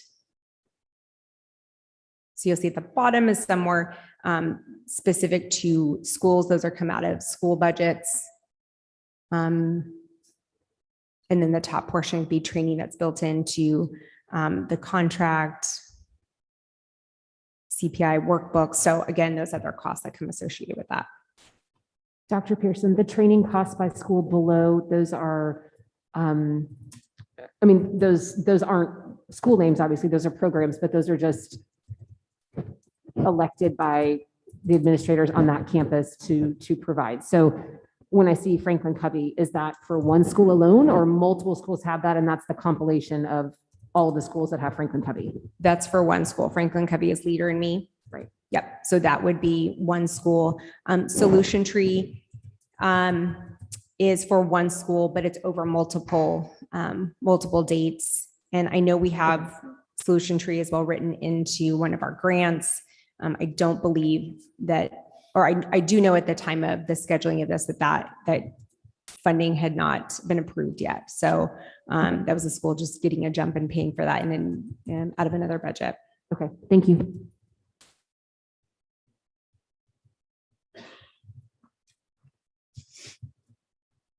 So this kind of goes back to the other slide as far as specific professional development time for classified staff. I know for certified in the expectation, we have the early release and in-service date built in there.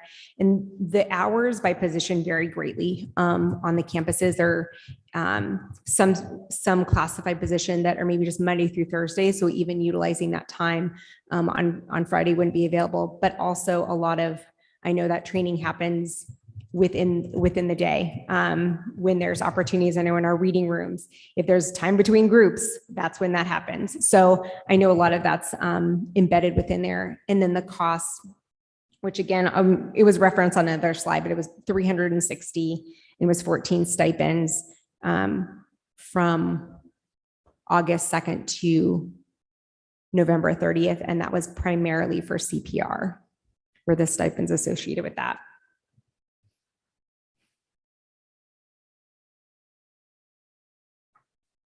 So I think to get to your point, Ms. Moran, on using data to inform professional development. And we did purchase Vector Solutions. I think we signed up on August 3rd. So I think that was the second day of school. And it's a shift in the how we've used our I would say documented our professional development. The system we have now is a data warehouse. So it is very difficult to pull the information aside from going through boxes of agendas because that's how that's how we've collected them. We have the same accountability as far as, audits, and we have all of that, information, and teachers, that information goes into that data warehouse so they can use it for their recertification. That is an easy tool. It's not an easy program, but that is an easy part for teachers, is they can just print that off and take that for recertification. But the shift in utilizing Vector is we want to be able to use that data. And so building that on the front end is taking a little time. And it's wonderful. And we're hopeful that as we start and implement it this second semester, that we'll have some better reports to show you on exactly what you're asking for. But that is the shift in being able to track the professional development by initiative, by a topic, by a strategic pillar. So looking over our training now and being able to say, how do we want to pull that? What are the requests that we're getting on that? And how do we tag or label those, and building that on the front end so that we're able to pull that data, associating and creating a feedback form that goes with not every training, but our early release and our in-service days, so that we have some feedback from the participants, from our teachers and our staff that participate in those. We have the ability to upload training that's been developed on demand. So Laura Combs and Jennifer Larson and others that have created these great recorded professional developments that we're able to load those. Teachers are doing that now. Teachers are watching those, not just the ones we created, but in many of our programs that offer on demand. And that's something we want them to get credit for. And there's forms to do that, and something we can put at the end to note how they give some, not a test, but just be able to respond to how what they've participated in. So we can see that they've gotten something valuable out of that. So all of that is what we've been getting up and running. The timing on that, I would have loved to have been that earlier, but there's been other things that have shifted some of the priorities in that this semester. Okay. Can you clarify on I apologize, you have one more slide. Go ahead. No last name. My question is about that, so that I'm looking at it, but I realized you hadn't gotten to that yet. About this one here? Yeah, the purpose of the request. I just had a question about the proposed 22-23 calendar includes 11 early release days, one more day than we have on the current calendar. So I just want to clarify that this is the third time we've seen the calendar. The first version in September had 9 early release days. Okay. So I'm wondering, was our first version less than what we currently have? Because I guess I was under the assumption that the first version that we were presented was exactly what we were doing this year. But this says 10 days, but we only had 9 days in the first version of the calendar presented to us. I say half days, I'm sorry, early release days. Okay, and then, so every time we've presented to you guys, we've taken it back and made some changes based on feedback. Like, for example, this one, again, has the one less day because of the 2 days before December break, so. I'm just asking, how many early release days do we have currently this year? 10 days. 10 days, so. Okay, so the first version that we were presented had 9, so it had less than we have this year. If you're saying so, then yes, I would have to go back and look and count. I'm not trying to be difficult. I'm just trying to understand, like, we had one that was 9, we had one that was 12, and then we had one that was 11. So I'm just trying to understand how we got there. And then we're saying that we have 10 this year. So I don't have the this year calendar. So I was just trying to compare. We do have 10 this year, and the difference between this year and the one that you're looking at is really 2 early release days in December. Okay. Is what it boils down to if you kind of went line by line on each one. Say more about that, line by line. If you went line by line on early release days, like, oh, we have one in August. we have Oh, I one understand in what you're saying. September. Okay, I understand. So this year we have 10 and the recommendation is for 11. Okay.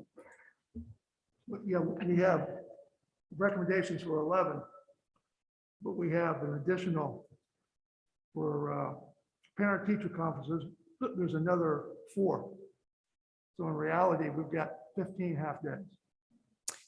Yes, we were looking at professional development I'm looking at specifically. half days. Yes, we So have. In reality, we have 15. Well, actually, we have 16 because we have a end of January, early release for parent-teacher conferences again, which is for students at risk for retention. Yeah, you've got end of January, 1 day, October, you have 3 days. Yes, That's 4. yes. And then you have 11 and 4. is 15. So, yes, so we have the early release days for parent-teacher conferences and early release for professional development. Was there any thought given about having just a full day release on Friday, have full instruction on Monday, Tuesday, Wednesday, and a full day release for parent-teacher conferences on Friday? Well, there's been some conversation about things like that, and we can certainly go, I mean, it's up to you guys. You approve the calendar, but we can go back. The thing is, middle schools cannot fit all of theirs in 1 day with all of their parents, that they need it broken up over several days. That was one of the main reasons. And then if we take a Friday from kids, we have to put that day back somewhere. And then we don't align with Agua Fria. We would either start before they start, or we would get out after they get out of school. It would extend the kids' school year by 1 day and the teacher contract by. Well, it'd So- be 1 day of the one additional full day release. Mhm.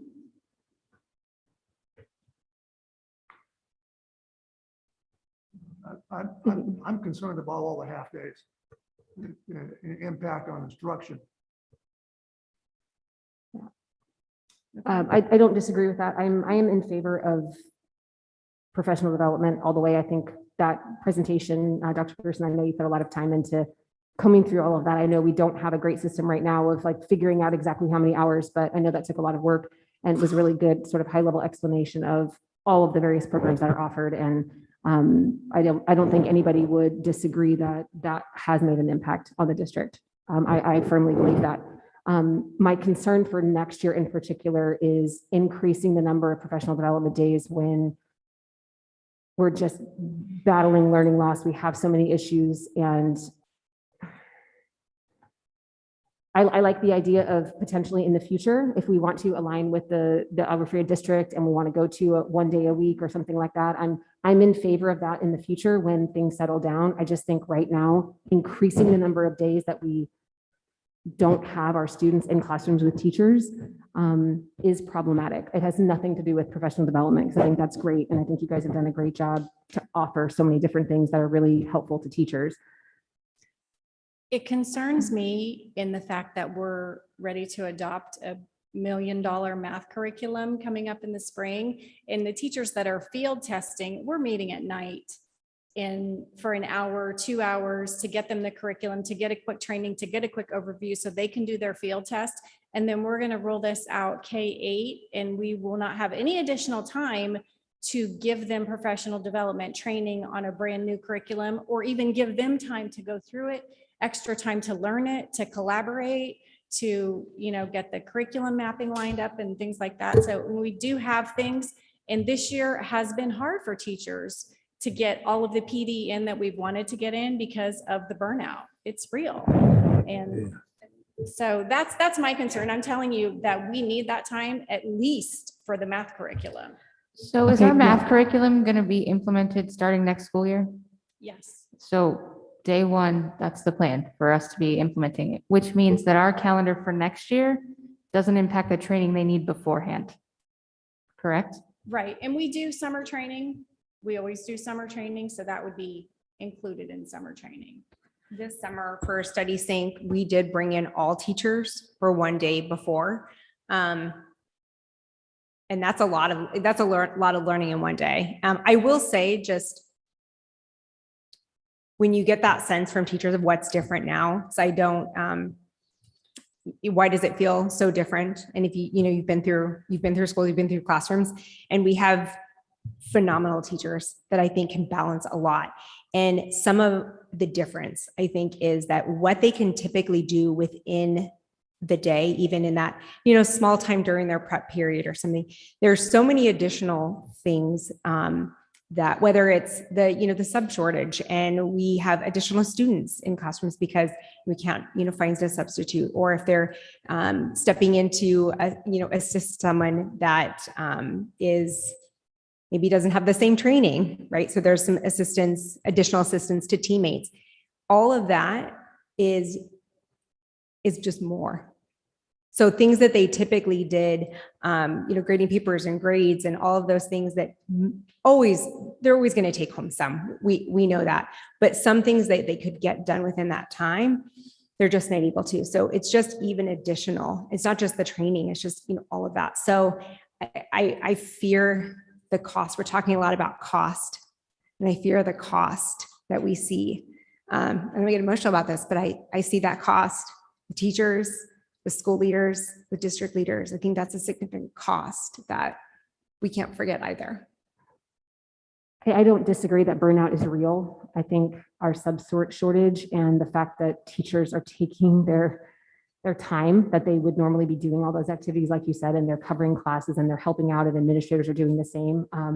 I don't disagree with you for a second. That is real, and it's a concern both physically for us and culturally that we make sure that we support them.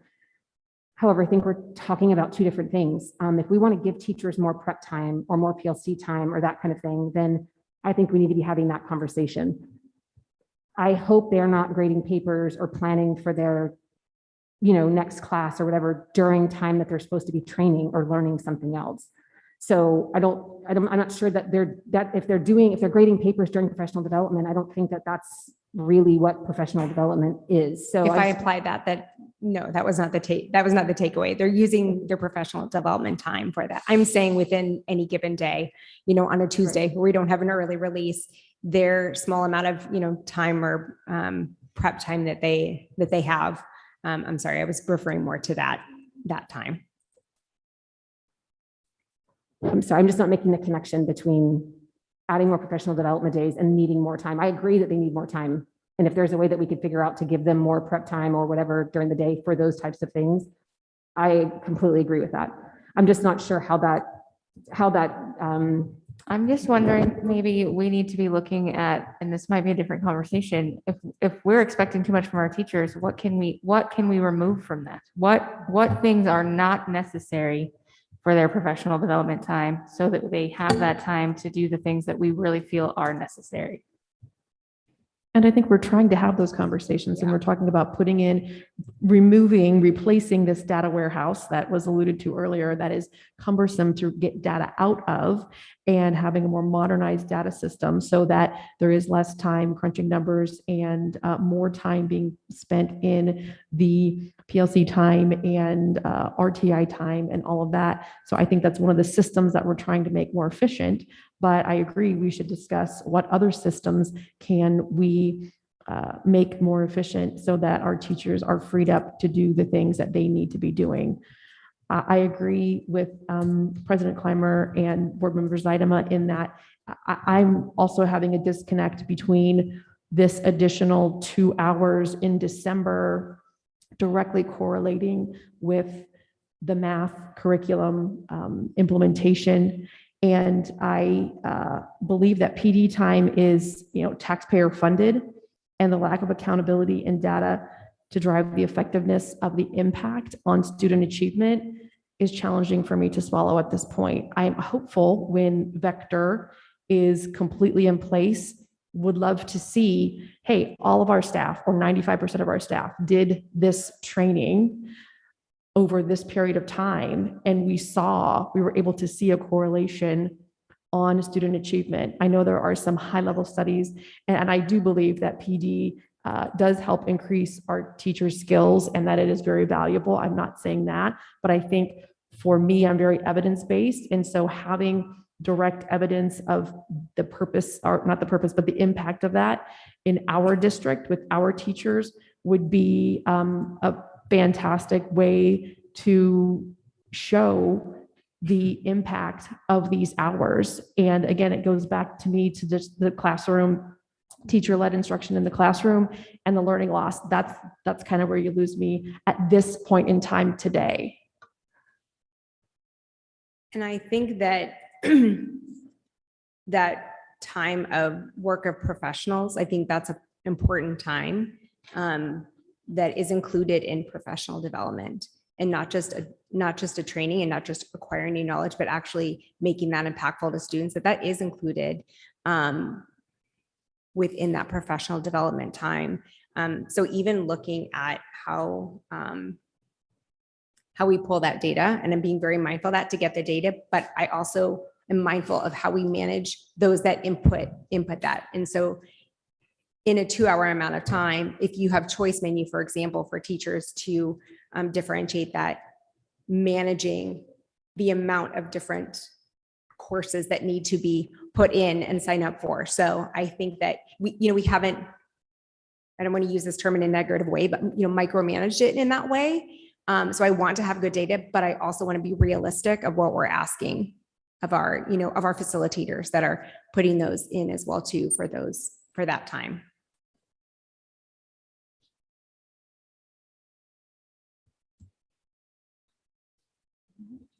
Any other comments or questions? No? Dr. Dowling? Oh, I'm sorry. I know that we need to vote on this calendar here for the 22-23 school year. At this point, I am in favor of continuing our current calendar with 10 half days and 3 full days, early release days, just keeping it the same as we have it now, which would just mean that the one early release day in December prior to Christmas, I'm assuming would be removed, because I think that's line for line, the one that would be different.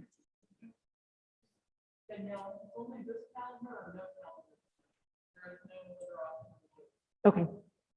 It's this calendar or no calendar, so. Okay.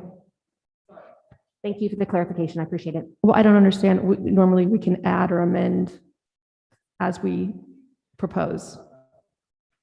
Why is that?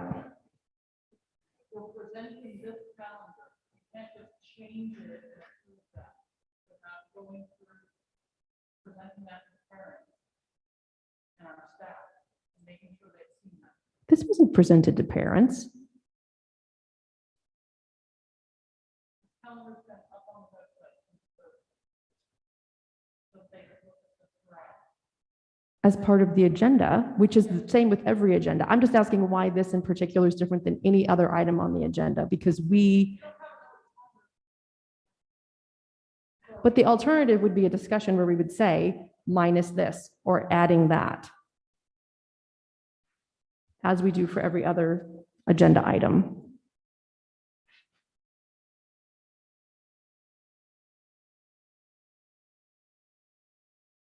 So there's no option to modify the calendar tonight and vote on that new modification. Is there or is not? I'm not. Then I think we vote to delay. Then I move to delay the approval of the 2022-2023 calendar until it is revised and represented.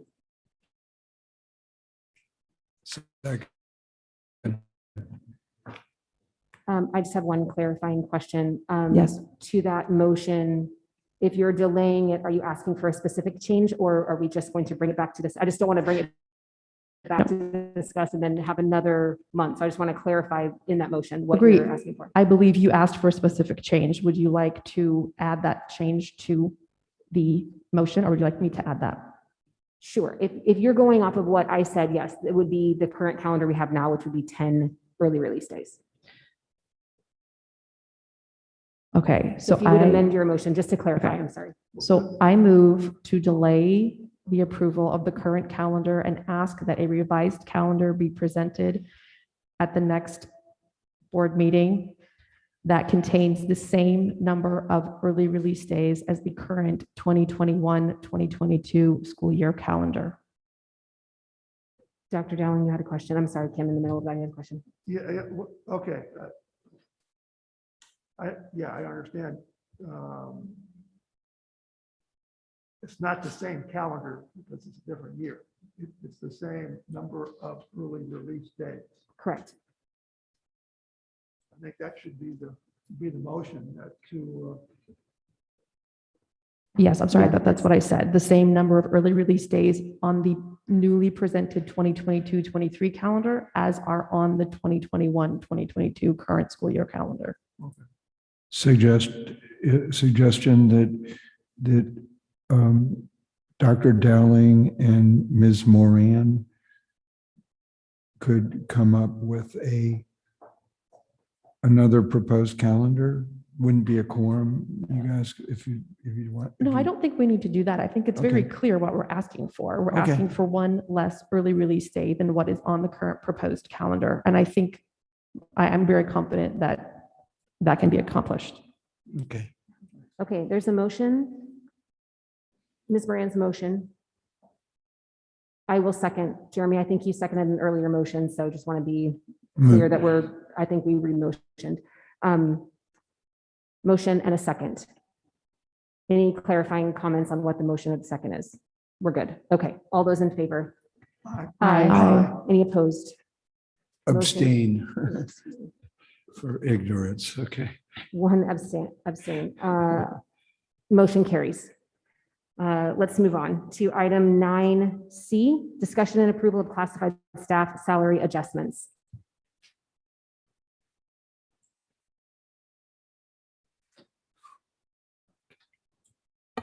Madam President, members of the governing board, we wanted to come back to you tonight after the completion of the initial phase of our compensation study with several recommendations. So our focus was on positions that had a minimum wage adjustment. So moving the minimum wage from $12.15 to $12.80, as well as positions that were deemed hotspots.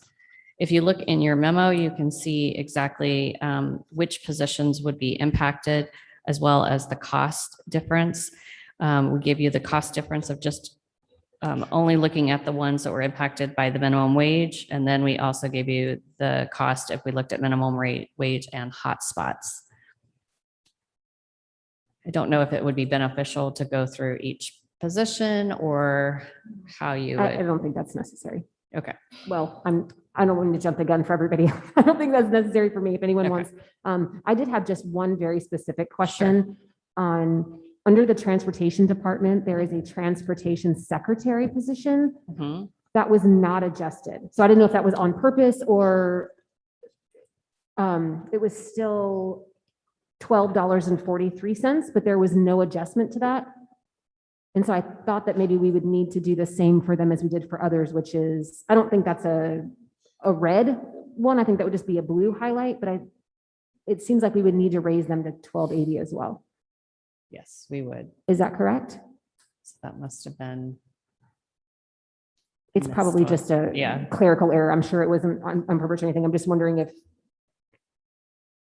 if we approve this, can we just approve the same increase to make sure that they're covered as well? Or it probably wouldn't be directly to $12.80. I think they're fluctuating a little bit, but it's under transportation, the transportation secretary. It's just under the monitors. if all we're doing is raising the minimum wage, it doesn't make any difference what position it is, does it?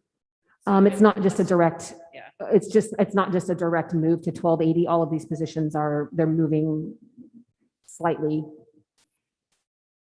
Yes, so that Up one from would have there. to jump to 1280.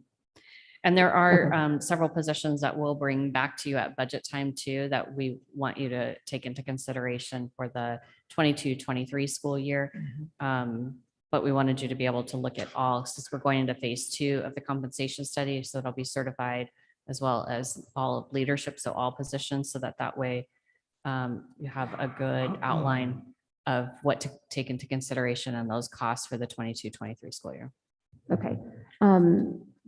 And if we motion to approve this, can we do so with the change to the transportation secretary being 1280 so that we don't have to come back and approve this again? Yes, because we'd have to do that to be in compliance with the law anyway. Okay, but I'm Because saying we it's can. January 1 effective. Yeah. We can change this now to 1280. Okay, so what we're discussing is on page 2 at the very bottom, transportation secretary would move from 1243 to 1280. Is that correct, Jody? Correct. Okay. So I would suggest we at least make that change if we move forward with acceptance. Any other comments or questions on this item?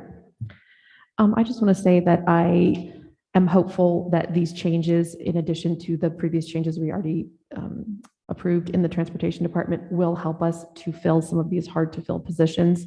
And so I'm glad that we're able to make these changes starting in January and don't have to wait until the next school year like we normally would. The ones especially above and beyond, obviously minimum wage we would change, but the hard to fill as well. And I think are employees important. will receive notification. Any employee that was impacted by these changes will receive notification prior to January 1 of the change that will be impacting them. Okay, great. Okay, there's no further comments or questions. I move that we approve the classified staff salary adjustments with the addition of the transportation secretary moving to $12.80 an hour. I second. All those in favor? Aye. Any opposed? Motion carries. Moving on to discussion and possible approval of fiscal year 2022 expenditure budget revision number 2.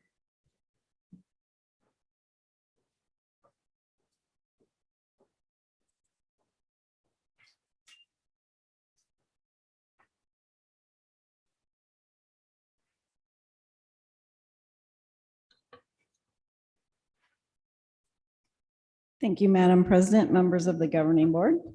So tonight we are discussing revision number 2 to our expenditure budget. I'm Wendy D. Qualls, the Executive Director of Finance.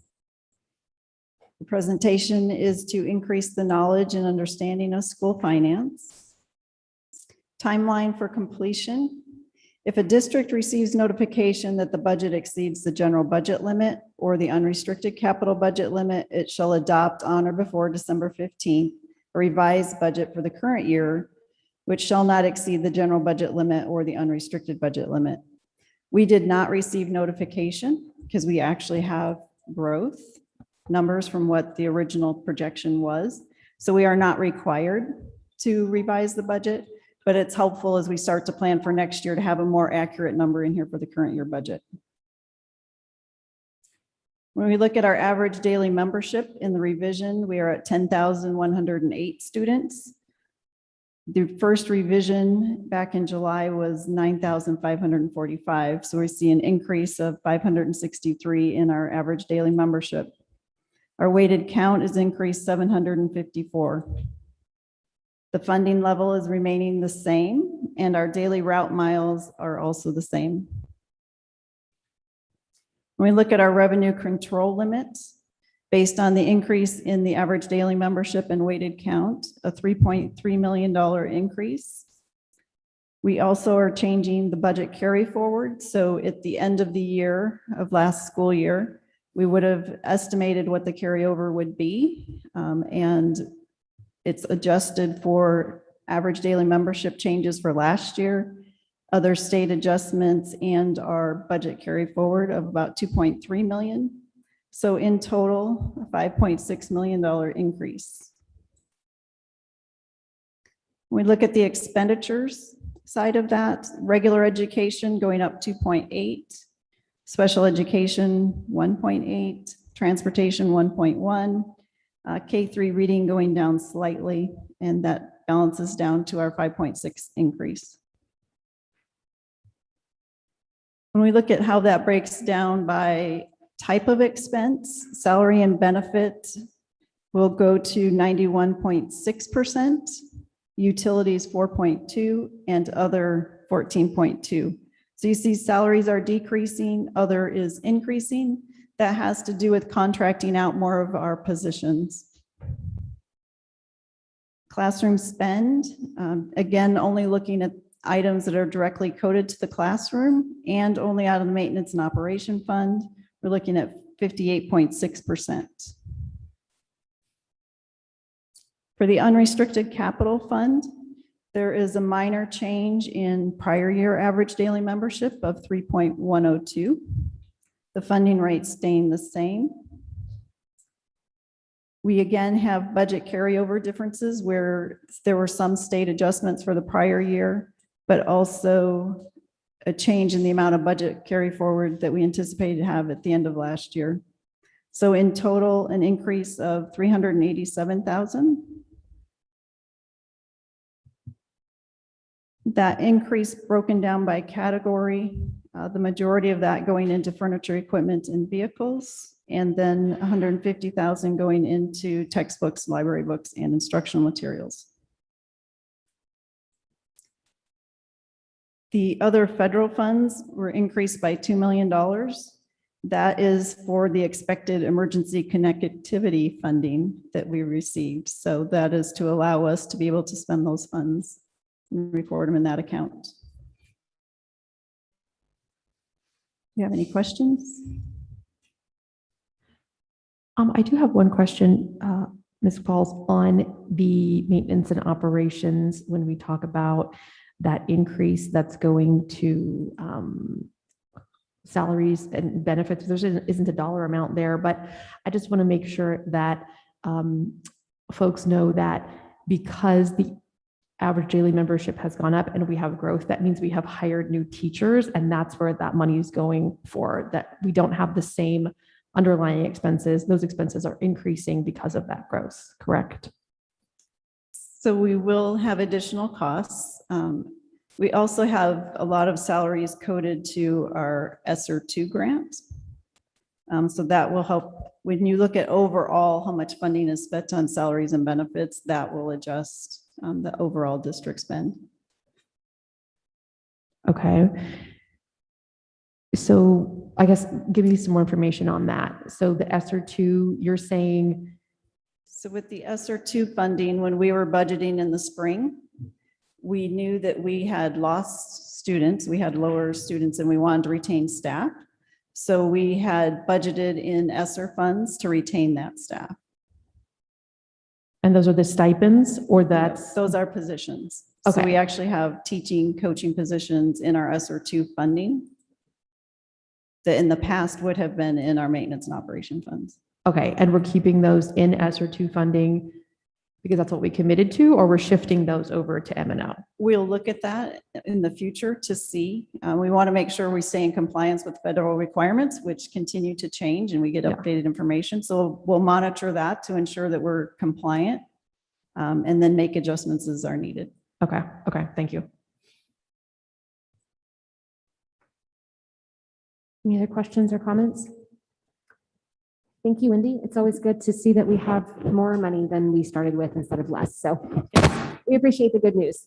Thank you. You're welcome.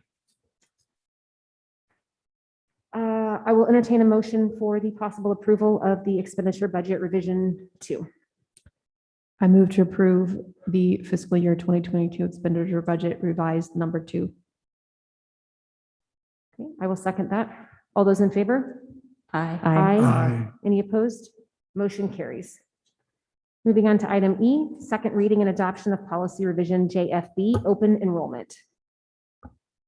Thank you, Madam President, members of the governing board, Superintendent Gunning.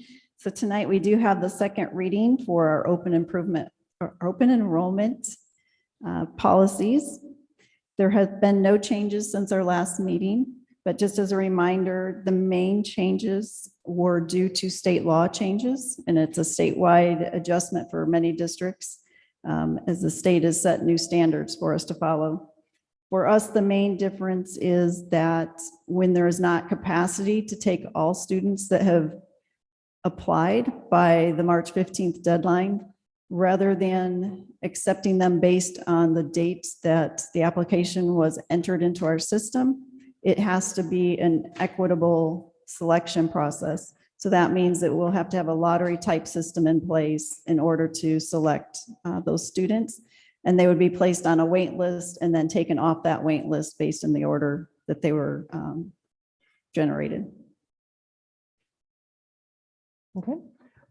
Just to review, this is the second reading and no one from the board had any suggestions on the first read, correct? So it's the same one that we're seeing. It's the exact same one. Okay.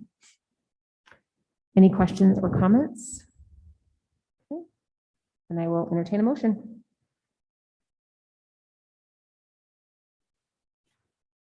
I will make it myself. I move to approve the adoption of policy JFB, open enrollment, as presented. Second. Thank you. All those in favor? Aye. Any opposed? Motion carries. Moving on to item F, approval of open enrollment capacity and availability. Thank you, Madam President. Last month, I brought our first chart that's placed on our website to assist parents in identifying where we do have openings. That was required to be updated every 12 weeks if there were significant changes. I just wanted to bring it again to you since it is the start of a new quarter or a new semester. So it would allow parents to know if they want to apply in the next couple of weeks where there would be openings to apply for. That's great. Any comments or questions for Wendy on the availability? Okay. I move that we approve the open enrollment capacity and availability as presented. I second. Okay, motion and a second. All those in favor? Aye. Any opposed? Motion carries. Thank you, Wendy. I think you're going to be with us for another minute. Discussion of possible action authorizing legal counsel to file a notice of appeal for the average daily membership audit to the Arizona Department of Education. So you've received guidance from the attorney on these items. Okay. That was much earlier in the meeting during our executive session. If there's any comments or questions, you can discuss it now. Otherwise, I will entertain a motion. I make a motion that I believe it's a win-win. There's no lose. It costs us nothing.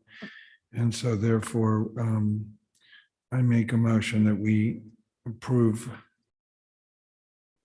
we authorize this. Okay. Motion to approve authorization as presented. I will second. Thank you. Motion and a second. All those in favor? Aye. Any opposed? Motion carries. Motion H, a discussion and possible action on the ability of legal counsel and the superintendent to negotiate a settlement on that same audit. I'm sorry, Libby. Okay, I was just going to say this was the same. I, for the same reasons, make the motion that we authorize legal counsel and superintendent to negotiate a settlement. Great, I will second that. Just to clarify, the first motion was to file the notice of appeal. The second that we're approving now is to authorize negotiation ability. So just to clarify, there's a motion and a second. All those in favor? Aye. Any opposed? Motion carries. Moving on to item 10A. our President learn- Clymer, can we take a 2-minute break? I'm sorry, say that. Would one it be more time? okay if we took a 2-minute break before I move to the next section? Sure, absolutely. We will adjourn for, excuse me, just take a break for 2 minutes. We'll be right back.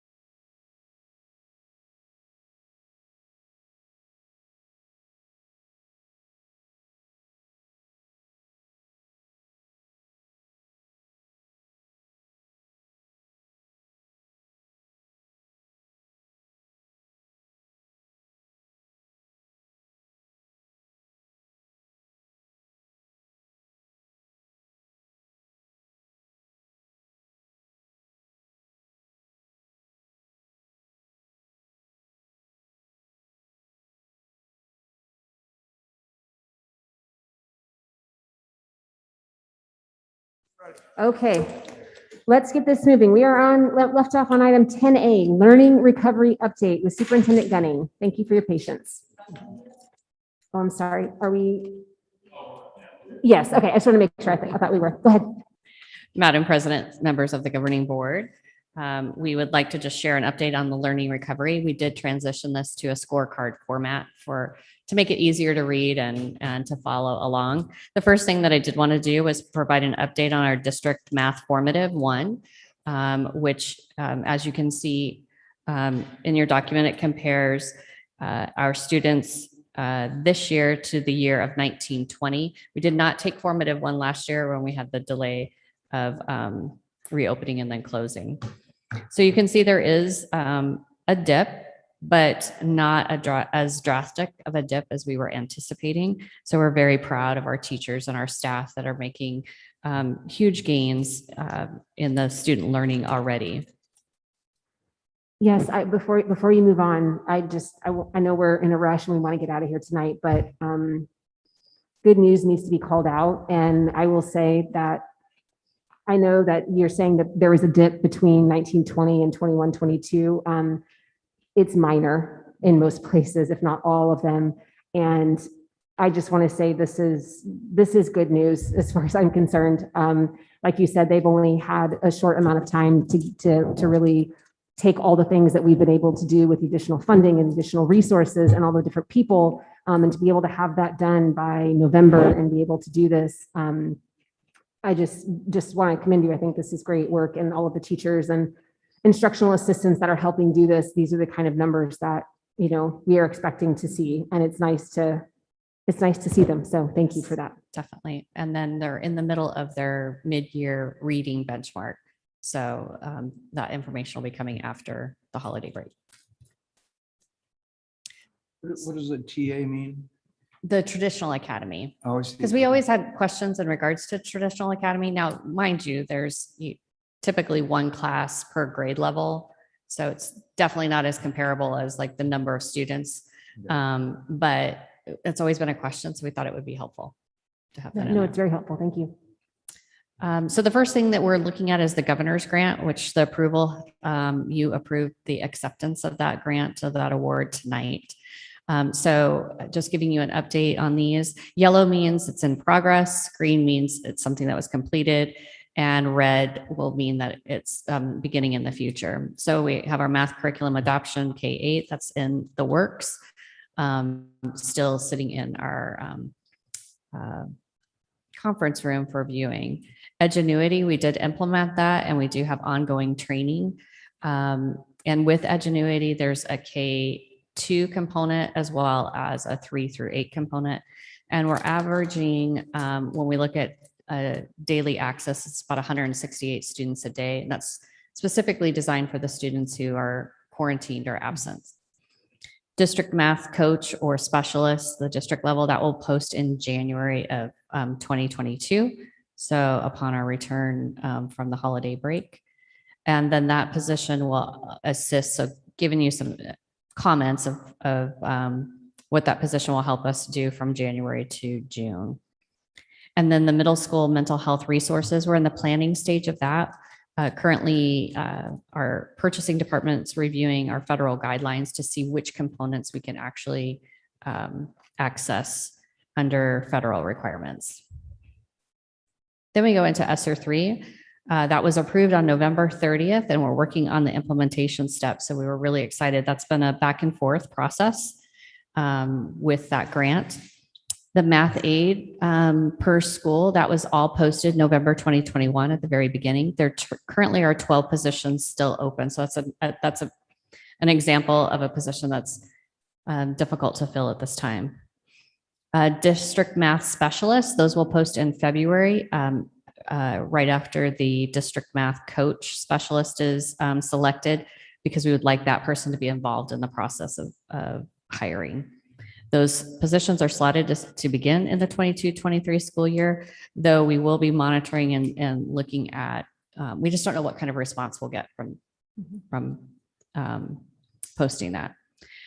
Special education, they had ELA intervention. Those are ready to roll. So that will be begin the ordering process in January.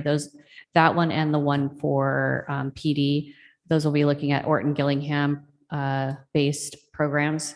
That Orton Gillingham is research based and programs that support children with dyslexia or reading needs.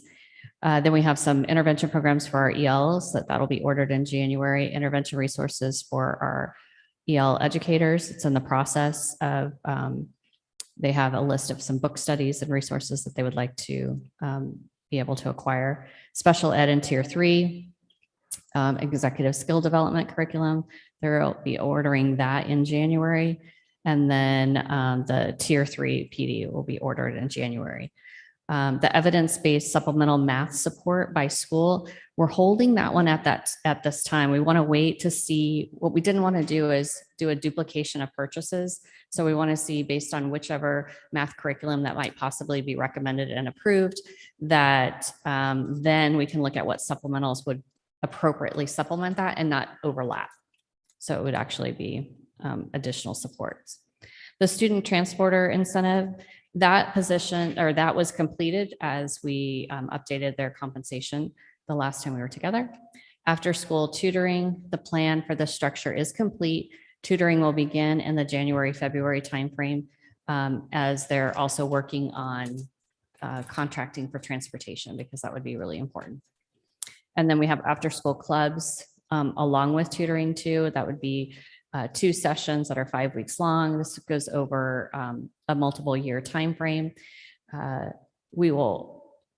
We may possibly modify this. We'll have to see the interest of internal teachers to see who all is interested in participating in that, and then can move forward as quickly as possible with that, or make a modification or a change. Summer school, the planning for that will begin in January. Professional development for each school, they're at the beginning stages of planning that, so that we want to make sure that it's aligned to our strategic plan and our district initiatives, not just random professional development. Dream Academy parent engagement classes, that's in process. We've completed Wigwam Creek, which included schools of Corte and Rancho. And then in the spring, we'll be adding L. Thomas Heck, which are feeders. We'll invite families from Dreaming and Barbara Roby. And then Mango language license. So that is, the goal is to order that in January. Ready Rosie early literacy, ordering the program in January. Care room behavior techs. This is like so amazing, especially in a hiring situation we are right now. Every single one is hired for every campus. So we were able to fill all of those. Care room supplies, kind of going back to the federal guidelines. They're in the planning stages, and purchasing will be reviewing those guidelines to see which supplies would fall under the guidelines. And then mental health professional development be delivered in-house to all behavior techs and behavior coaches. So that's kind of an update.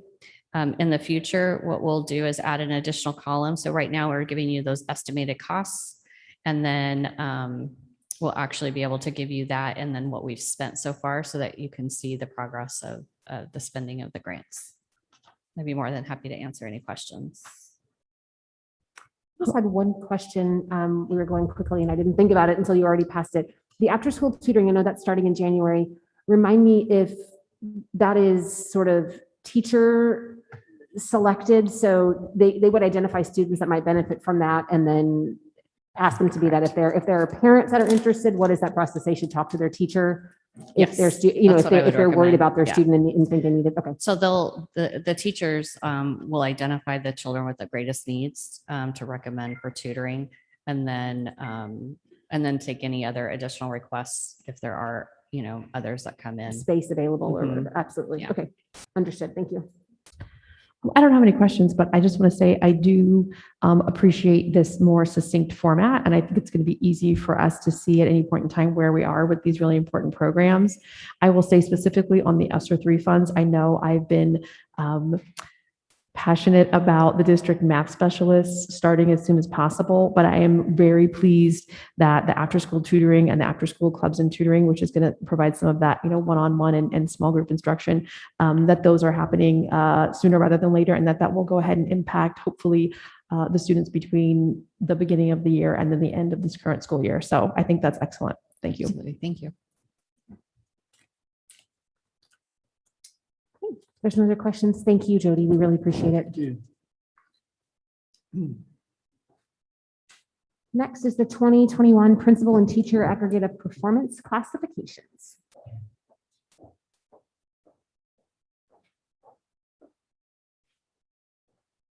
Good evening.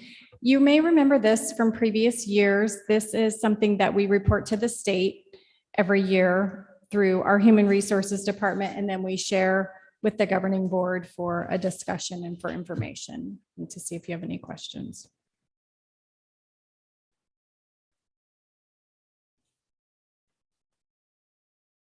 I have a question. I thought there were, I believe there were 15 principals. There's only 14 identified.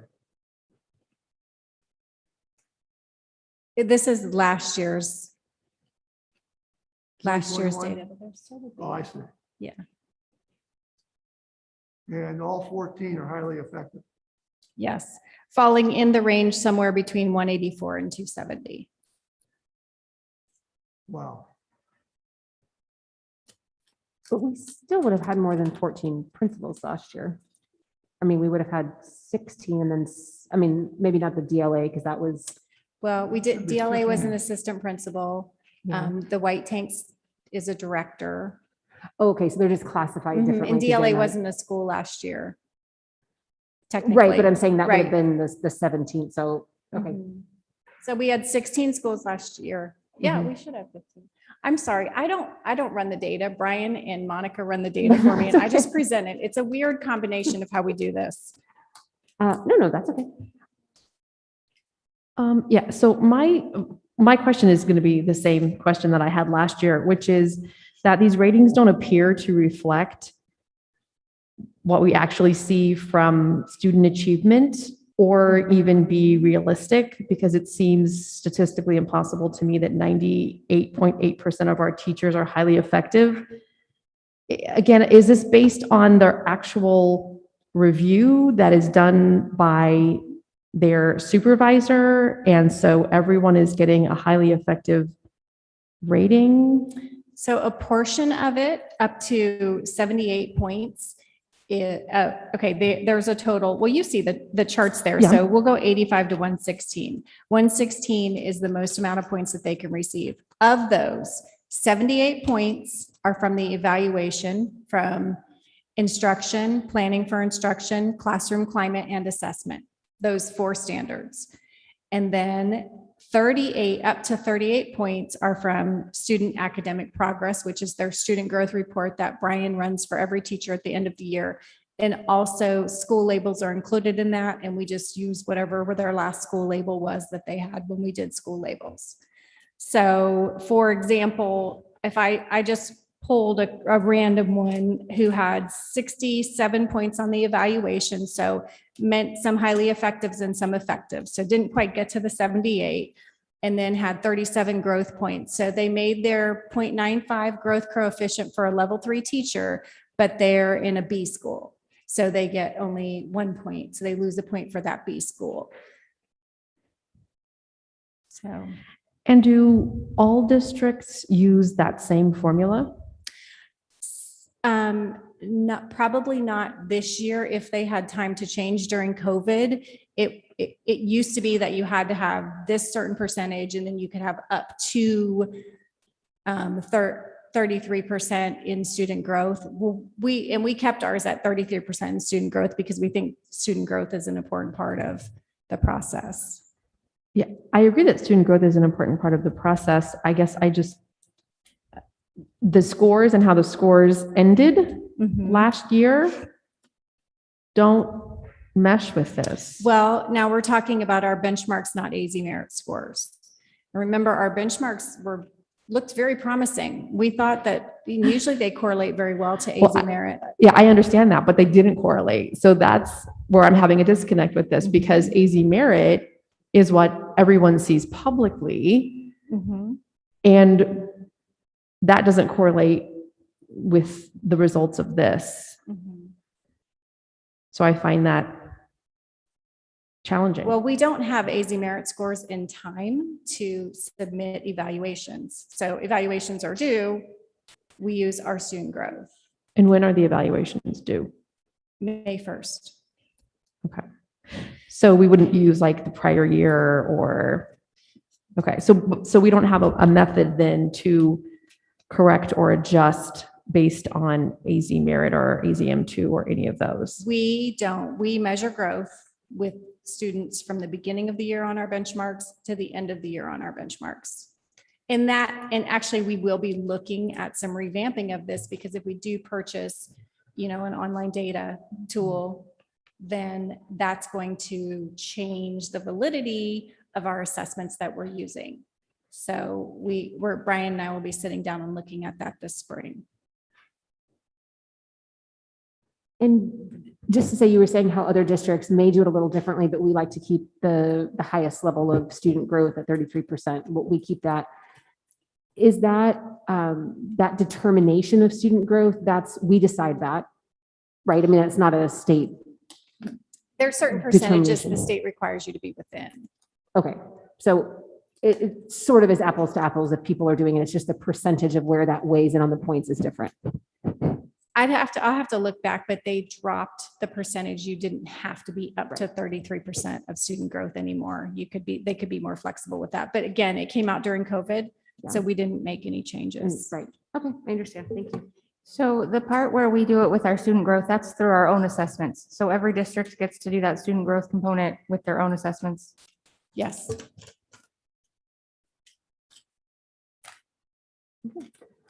And this information goes to the state, correct?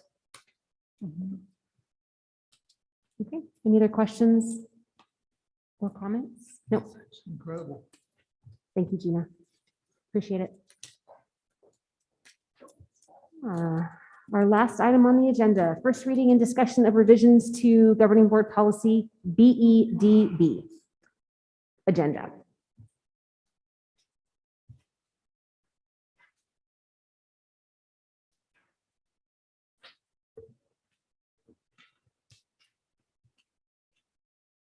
Madam President, members of the governing board, per your request, we wanted to bring back the agenda for some modifications to your board agenda. The first one being changing that brain smart start to a moment of silent reflection. And then adding item I, a request for future agenda items. And this would just be first read. Thank you for making the requested changes. I'm happy with the way that it looks. I just have one question. Yep. So we've added the item I, the request for future agenda items.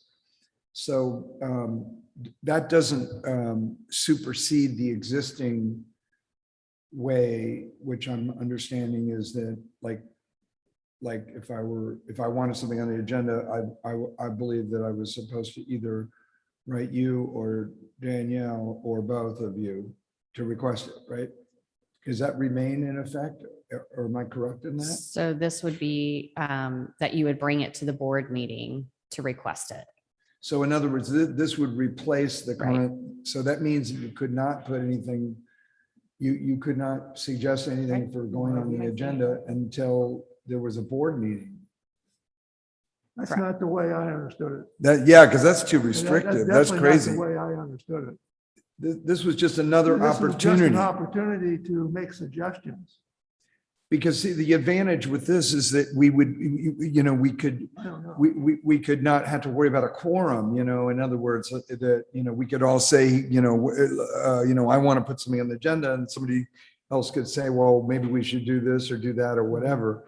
Like, it's almost like we wish we did it with the calendar, Right, But I if it think- replaces it, I'm sorry, but if Yeah. it replaces it, then it's like impossible to get anything on the agenda. And I mean, this was your request, so I mean, it's going to be like kind of what you all.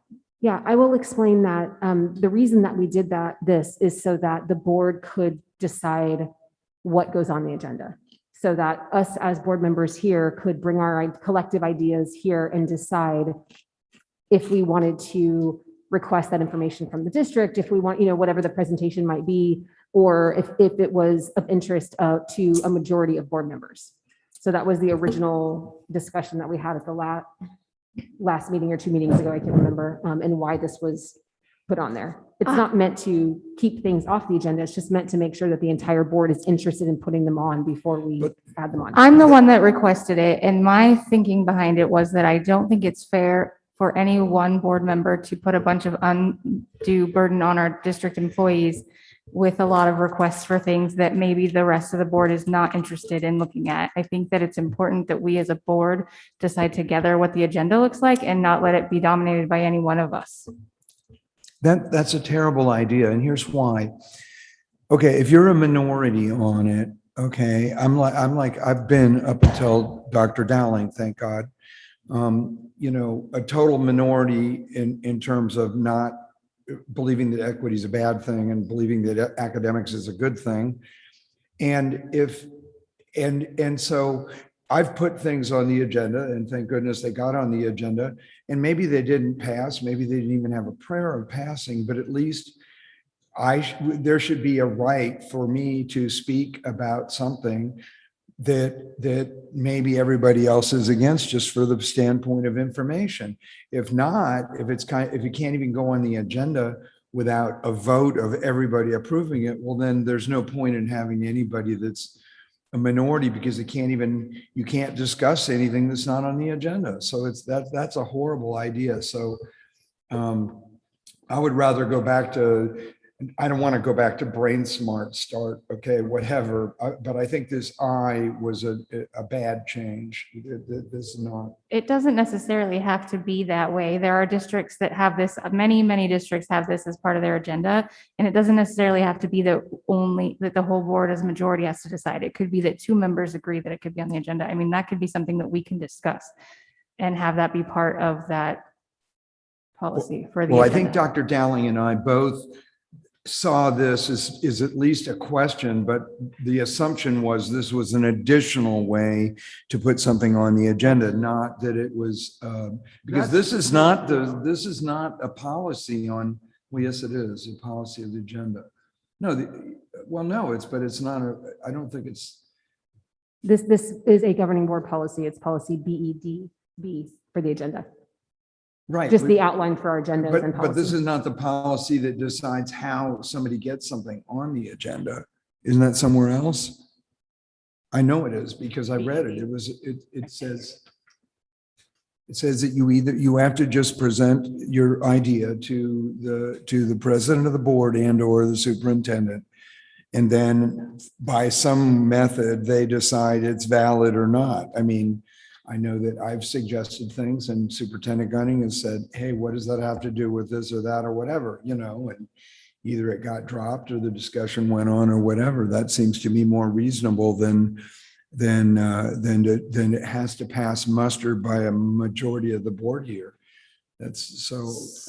But that means, I mean, from what I'm hearing you say, it means that Superintendent Gunning and I have the sole responsibility to decide for the entire board what is appropriate for the agenda. And I think that rests at the board level. I don't think that if you ask for something and I don't want to hear it, that it shouldn't be added. But I also don't think that, to Melissa's point, every single item should be talked about if it's not relevant to the timing or to what the district is doing right now. There may be another time for that. So by discussing this as a board, it takes it out of one person's hands and puts it in everyone's hands to decide what the board talks about and votes on. Well, where have we had a problem? I mean, I've been a minority of one up until recently, and I haven't felt like anything I wanted on the agenda wasn't put on. So even though maybe you and Superintendent Gunning don't agree with me, but I felt like it was fair because it was a legitimate issue. It was something that had to do with education, which is why we're here, generally speaking. And so I think the way that was fine. This, I thought I think Dr. Dowling suggested this one seemed to be as an additional method, not a replacement for the previous one. If we have it only at the board meetings, things happen in between board meetings that may be of interest or critical interest that should be on the next board meeting the Friday before. In fact, you can add items, modified items up to 24 hours before. And just to clarify, the purpose of this, at least in our initial discussion, doesn't have anything to do with regular items that would be added, things that are timely, things that are relevant to what's going on. These are only board requested items. These are not anything that would have to do with the district or running the district or anything that would be added. It would only be requests from board members.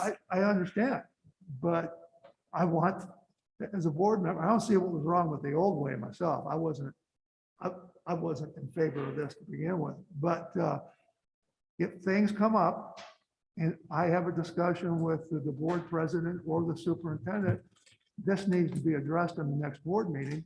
I think I have that right to do that. I don't understand why we're changing it. I thought this was an additional way to talk about potential board, while we have time to talk. Now, things will come up, and we have the right to modify, adjust, add, subtract from an agenda 24 hours before. But right now, But we don't. that's- Right now, President Clymer and Superintendent Gunning are the ones that do that. The rest of us are not really part of that process unless we bring it to them 5 days ahead of We've gotta time. They post- we have can, to post the agenda 24 hours. I understand, but our policy doesn't just allow us to add something if we're a board member. The agenda is set by the president and the superintendent. Well, how many terrible things have gotten put on the agenda? Can you name one thing that I suggested and it was put on that was a waste of time and everybody didn't like it? I'm not going to answer that We- question. We're trying to make a solution, a horrible draconian solution for something that's not a problem.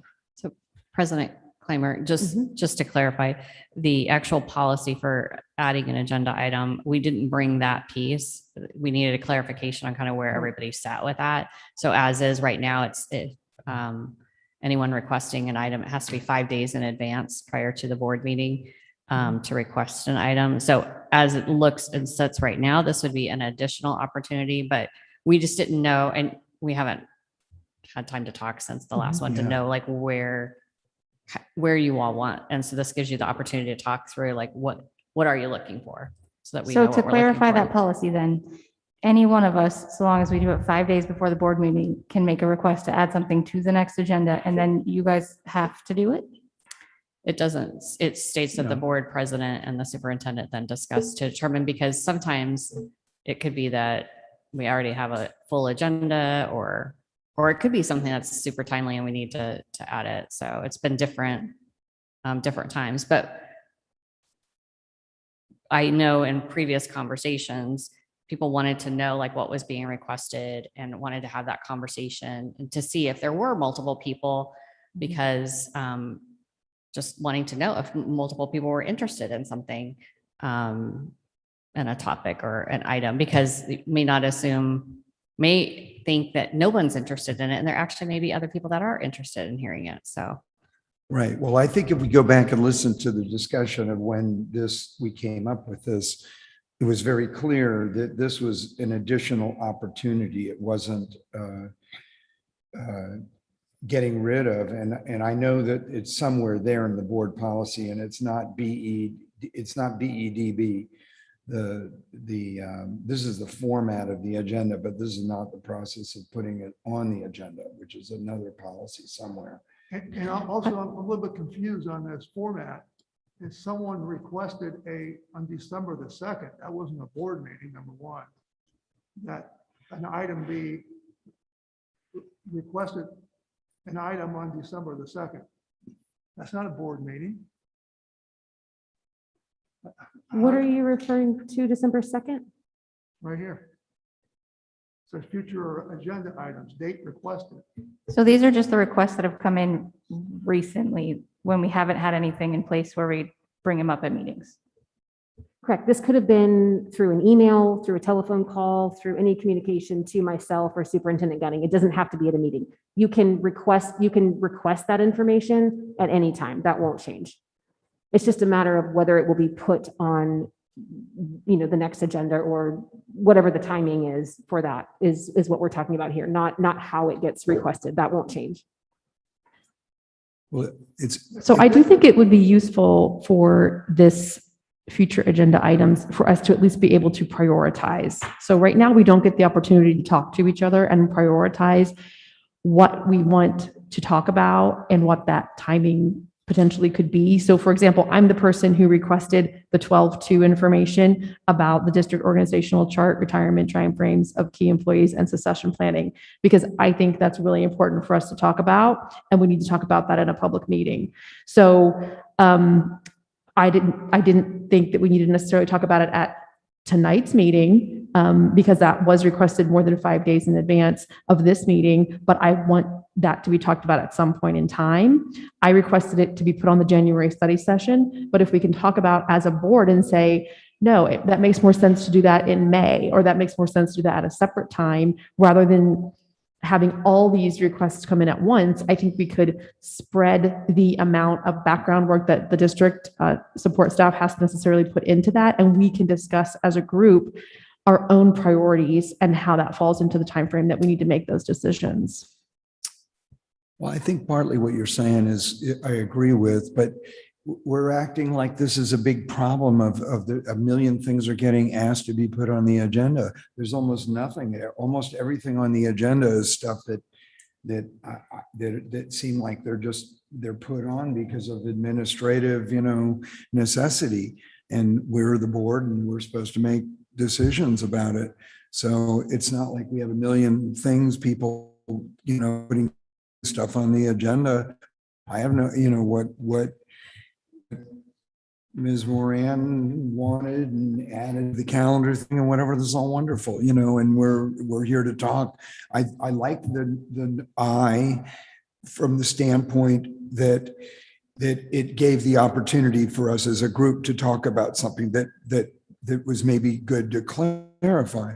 But then there are other things that are just something that, as long as we still have that other method, and this is an additional thing, then I think it's fine. It needs to be very clear, because at the beginning of this discussion tonight, it was not. It was a different idea in everybody's mind. So it needs to be made clear that it's an additional method. It's not an exclusive thing that can quash something. I think it actually, though, can. I mean, there's 7 at least items on this list that have been requested in the last 10 days. So it can get to the point where we are overwhelmed. I mean, we're sitting at 9 minutes to 10 o'clock tonight. So, I mean, I think we do need to prioritize what is important and how long we're going to have these meetings. And this is, we have 2 meetings a month and we're running 3-4 hours. So I do think it's important that we streamline that. I'm not saying all of these things are not important, but I think we need to prioritize them as a group. And so I'm honestly saying, I mean, this, to be perfectly honest, this doesn't affect me at all, because, Superintendent Gunning and I sit and we try to make the best agenda that we possibly can. So I'm actually suggesting that we do it as a group, so that it's not just me saying, no, I don't think that's relevant to talk about in December. I'm going to push that to March. I think that's a group decision. If something is really important to a majority of the board members, that might not be to me, or I don't understand the relevance of that, I do think that's a topic to be discussed. And I want to make the best decisions for the board and for the district and utilize our time and our priorities the best that we can.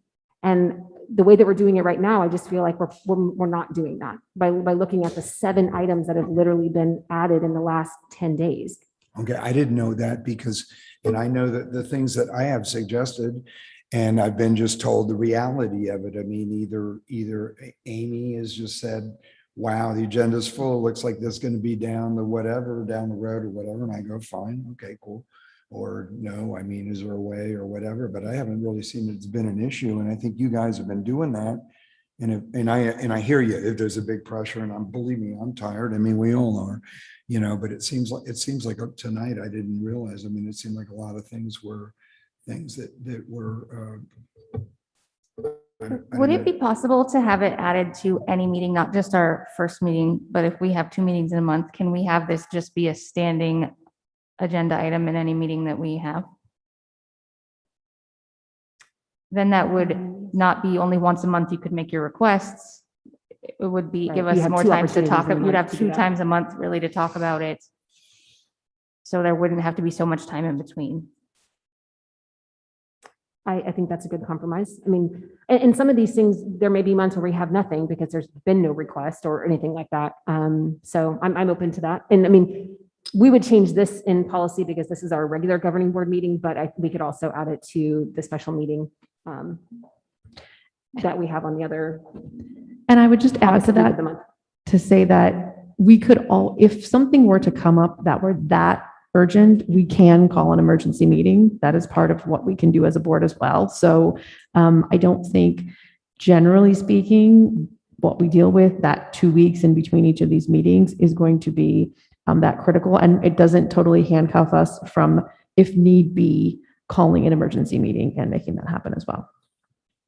Well, and doesn't handcuff Superintendent Gunny and I from saying, this is a really important item that has to be addressed at the next meeting. So I don't mean, we're still able to negotiate that doesn't take that away. It's not like everything is going to be dictated by this. So I think there's a middle ground there. I hear what you're saying. I think there's a middle ground there, but I do think this is beneficial and could help us prioritize for future agendas.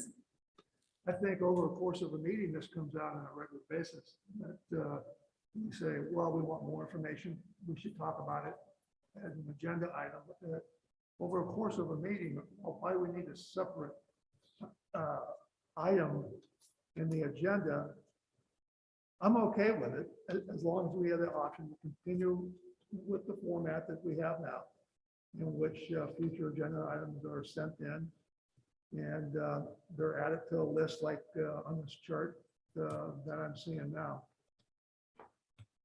And if there's a lot of them, I didn't know, but if a lot of them are here, I mean, we do have a new board member who's got a perspective, and so that probably a lot of things that maybe needed to be done. I mean, it's just part of the deal. It's not going to be not every. I would love to get out early, but it's our job. So if things got to be discussed, if things are ridiculous, then we can just blow through them quickly.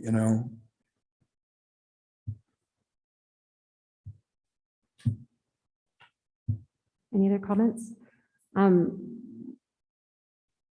What I'm hearing is, I'm just trying to sort of coalesce around this idea so that you can do this. What I'm hearing is that the majority of the board is okay with proceeding with future agenda items being handled in this way, with the knowledge that they will be offered twice a month and that there will still be urgent, emergency, I'm not using the right word, but procedures if something needs to happen, and that will follow the same process that we would have now, which would be Superintendent Gunning or myself would discuss that prior to the agenda coming out. Obviously, we have rules about, posting in a certain amount of time, but that shouldn't be affected. Can we agree to that? I couldn't understand what you were saying. Are you saying I that? didn't understand. Are you saying that? I think I'm the one that came up with this, but I didn't want anything about the agenda thing. All I wanted to do was get rid of conscious discipline. I don't think it's appropriate at the beginning of a board meeting. It's somebody's agenda, and it honestly, Right. So that was the idea, to get rid of it. And then somehow this thing about the agenda thing, how to put something in the agenda, which I think if we go look in other policies, it's still in other policies. Okay, we talked about this at the last meeting where I asked, since we were talking about the agenda, can we make other changes? And this is based on looking at how other boards run their meetings. Agua Fria has it on their agenda. Liberty has it on their agenda. There are many boards that have a future agenda item in their agenda at the end of the meeting, so that board members can bring up there and they can have a conversation about it versus just one person getting to add things, because like you can see, there's a big list here. So that was the thought about why it was brought up. So do they vote on it? So in other words, let's say somebody comes up and says we should paint the ceiling purple. So now everybody votes on it, whether or not it goes on the agenda? I am not sure how Agua Fria does it. I know Liberty, you have to have 2 board members. Because that in itself would be illegal, because it's not on the agenda to vote on, so you're just creating a paradox. I don't think because they it's- vote, Jeremy. I think what they do is they just inquire, is there at least 2 board members who are interested in hearing this item? It seems more of an informal process. Right. But We'll talk about that's making a what- meeting going late. That's going to make a meeting really go late, because we're going to spend half the time going on about an And there agenda. could be some I would think there would be some months that nobody has anything to Yeah. even recommend. I don't know. I mean, I'm definitely not asking you to think up more agenda items, but I mean, so there could be times I know at some districts that have these types of procedures, there's times they have there's no future. Nobody has anything that they Yeah, even. it seems like it's a very complicated and time-consuming solution to a non-existent problem, because you're actually making it now, you're lamenting that we have too much to do here. And now all of a sudden, just to put something on the agenda, we got to eat up board time, which I think is- overall it would be less time to have a quick discussion if there's more than 2 or 3 board members that are interested versus another 45-minute presentation on something that the majority of the board isn't interested in or isn't relevant or doesn't think that is relevant. So I understand what you're saying. It is an initial discussion, but that discussion could save hours of district time and additional time. What's for an the- example of a 45-minute presentation that nobody wanted except for one person? Name one. Okay, I did my Supercharged Life Adventure, which was about academics. About the only thing that we've heard any talking about academics for, 11 months since I've been on the board, or 12 months. I'll eat that one. Okay, horrible me, talk about. I'd like to just poll the board members at this point. If you're interested in this proceeding, this is the first read. If you're interested in keeping it the way that it is presented here or not, because we need to give the district guidance on whether they come back for a second read or not. I mean, without changes. So Ms. Moran. Yes, I am interested in being able to prioritize our board business. Yes. Okay, so as it is written here. Yes. Okay. I couldn't hear what your vote was. You like it as. There's no motion. I'm just polling the board members. This is information and discussion only. So this is not voting. This is the first read. Yes. I'm just polling the board members to see how they feel about it, because we have to give the district guidance on what to come back with for a Okay. second read. I understand we're not voting, but I couldn't hear what Okay, her polling. I will repeat myself. I said I am interested in prioritizing our board business. So I am supportive of moving forward with this board policy on the agenda. I'm interested in moving forward as it's presented today. Okay. Dr. Dowling. She said she was interested in proceeding with it as it's written today.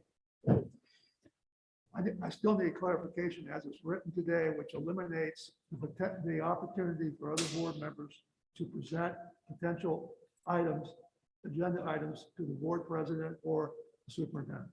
That eliminates that. It does not eliminate that. Well, that's what I heard. They just go on this list instead of going directly on the agenda. That's the difference.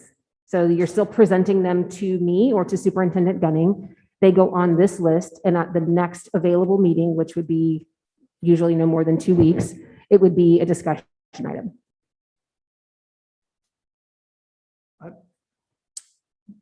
I'm not clear. So the way it's been done in the past, if this is approved on the next reading, then the way we've done it in the past is gone. Make it as simple as possible. Is it gone or is it not gone? It is gone in the sense that I am the sole decision maker or Jody and I are the sole decision makers on board requested items on the agenda. Yes, that would change to a board directed decision on agenda items. Then there's no opportunity in between board meetings after we talk about this. If we won't talk at another board meeting, you're wrong. There's only one board meeting this month. Then next, we won't have another opportunity to talk about agenda items until the next board meeting in January. There's no opportunity to go to the superintendent or you and say, gosh darn it, I was thinking about something. I woke up in the middle of the night on December the 28th, and we need to get this on the board and talk about it, discussion. We can't do that anymore. That's what I'm hearing. I don't think that's the case. I think if it's timely and it's something that has to be discussed in the next board meeting, it would already be on the agenda. It would be something that the board is discussing or the district is aware of, and it's something that would be placed on the agenda. If it is solely a board member request, yes, it would go through this process, is the way that it's explained here, or the way that I understand it. This is really unclear. It's not the way I understood it on the last meeting.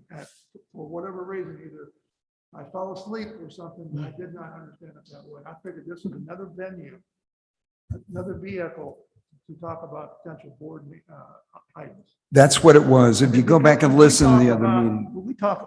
We talk about things all the time that will turn into board agenda items during the course of a meeting. It happens all the time. And I don't mean why we need a specific line item. I'm okay with it as long as it doesn't circumvent or eliminate the process we had in place.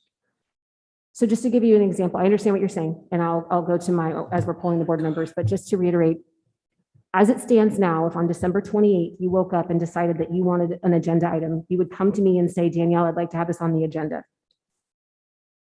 It is at my discretion to say, we're going to have it on the January agenda or the February agenda or the March agenda.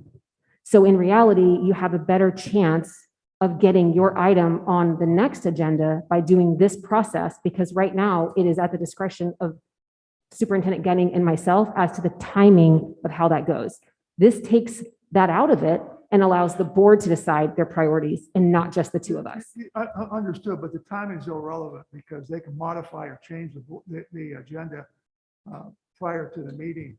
If something that I wake up, I'll go back, waking up on the 28th, and it is more important than something you have on the agenda, either you add it or you eliminate something and move something with less importance to another date.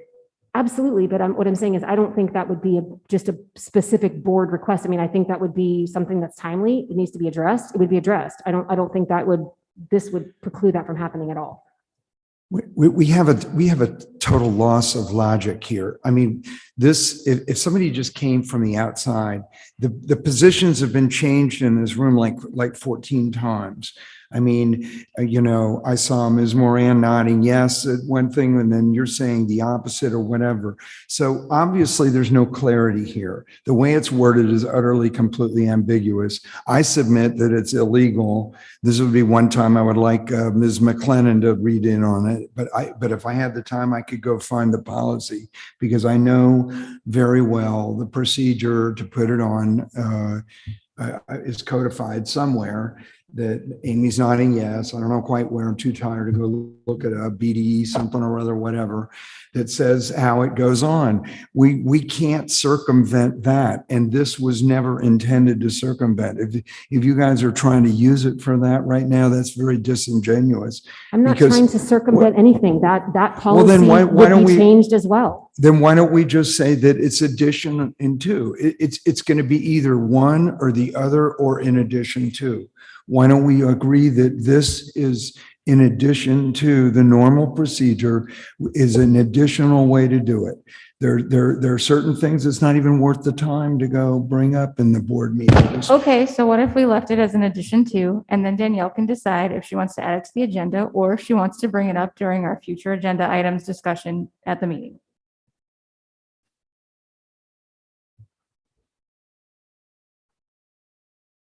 I wish I knew what you just said. Can you repeat that, Melissa? I can't hear with a mask. I'm sorry, I can't. Melissa, just it's a repeat room that one more echoes or time, whatever, Okay, so you don't like the fact that you can't just go straight to President Clymer and Superintendent Gunning. Well, that can still happen. And then President Clymer can then decide this is important. We need to put it on right now. Or because right now it's up to her discretion of when it gets on the agenda, she can decide to bring it to our future agenda discussion where the board can then talk about it and they can decide.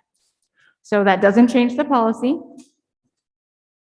And it allows President Clymer to give the board, the whole board, the opportunity to help make priorities for our meetings. Well, the problem is what happens is if I send the way it's done right now, I know it'll eventually get on the agenda. At least it has. I haven't had any problem. And certainly there are things that probably you didn't want on the agenda, whatever. I didn't seem to feel that there was any problem with that. But now all of a sudden it gives it for some reason you feel like, okay, well, it should at least be discussed. It's an important issue. But what I'm hearing Ms. Zeidema say is that all of a sudden you guys can use this as a way to abrogate your responsibility to put it on the agenda, figure out the time, your job as president of the board to manage it or whatever, and just go, oh, okay, I'm gonna wipe my hands. I'm just gonna bring it in front of the whole board. And 3 people are gonna say, no, it doesn't belong on the agenda, and 2 do. And so guess what? It's not on the agenda. That's not how it's supposed to work. That's not right. It's not a good thing. So I think honestly, my goal was to get rid of conscious discipline. You know what? Let's just go back to conscious discipline. I mean, rather do that, as insulting as that is, than have basically you guys as the board, everything going on and being a veto power, to keep it from going on the agenda. That is how the board works. I mean, everything has to be voted on by the board. I'm actually trying to make this a more fair process. I'm trying to take myself out of it and make this a more fair process so that everybody gets a say. I don't think you're thinking it through, and I've had a little bit of experience. I mean, I'm flabbergasted at how a governing board for a school could 2 times vote against saying increase academics. I cannot understand that. Are you in favor of this on the wall. I policy cannot or not? understand. Okay, so Okay. and I don't even need you to try to explain why that was voted, but you guys did. That's what happened, and it's on tape and everything else. So Okay, are you in favor of this to policy put the or not? voting of whether it goes on the agenda or not in the hands of this board, we're done. We're doomed. Okay. I'm This gonna take that currently as no. does not change, like we still have the policy in place that says they can send agenda items. That's a separate policy, like Mr. Honak has said. So therefore, if we do this, even though it's only first reading, so the second reading would be next month. If we do this, it doesn't change that policy currently. No, we'd have to have a first and second read of that other policy as well. So we could move forward with this the way it is, because that's a separate discussion.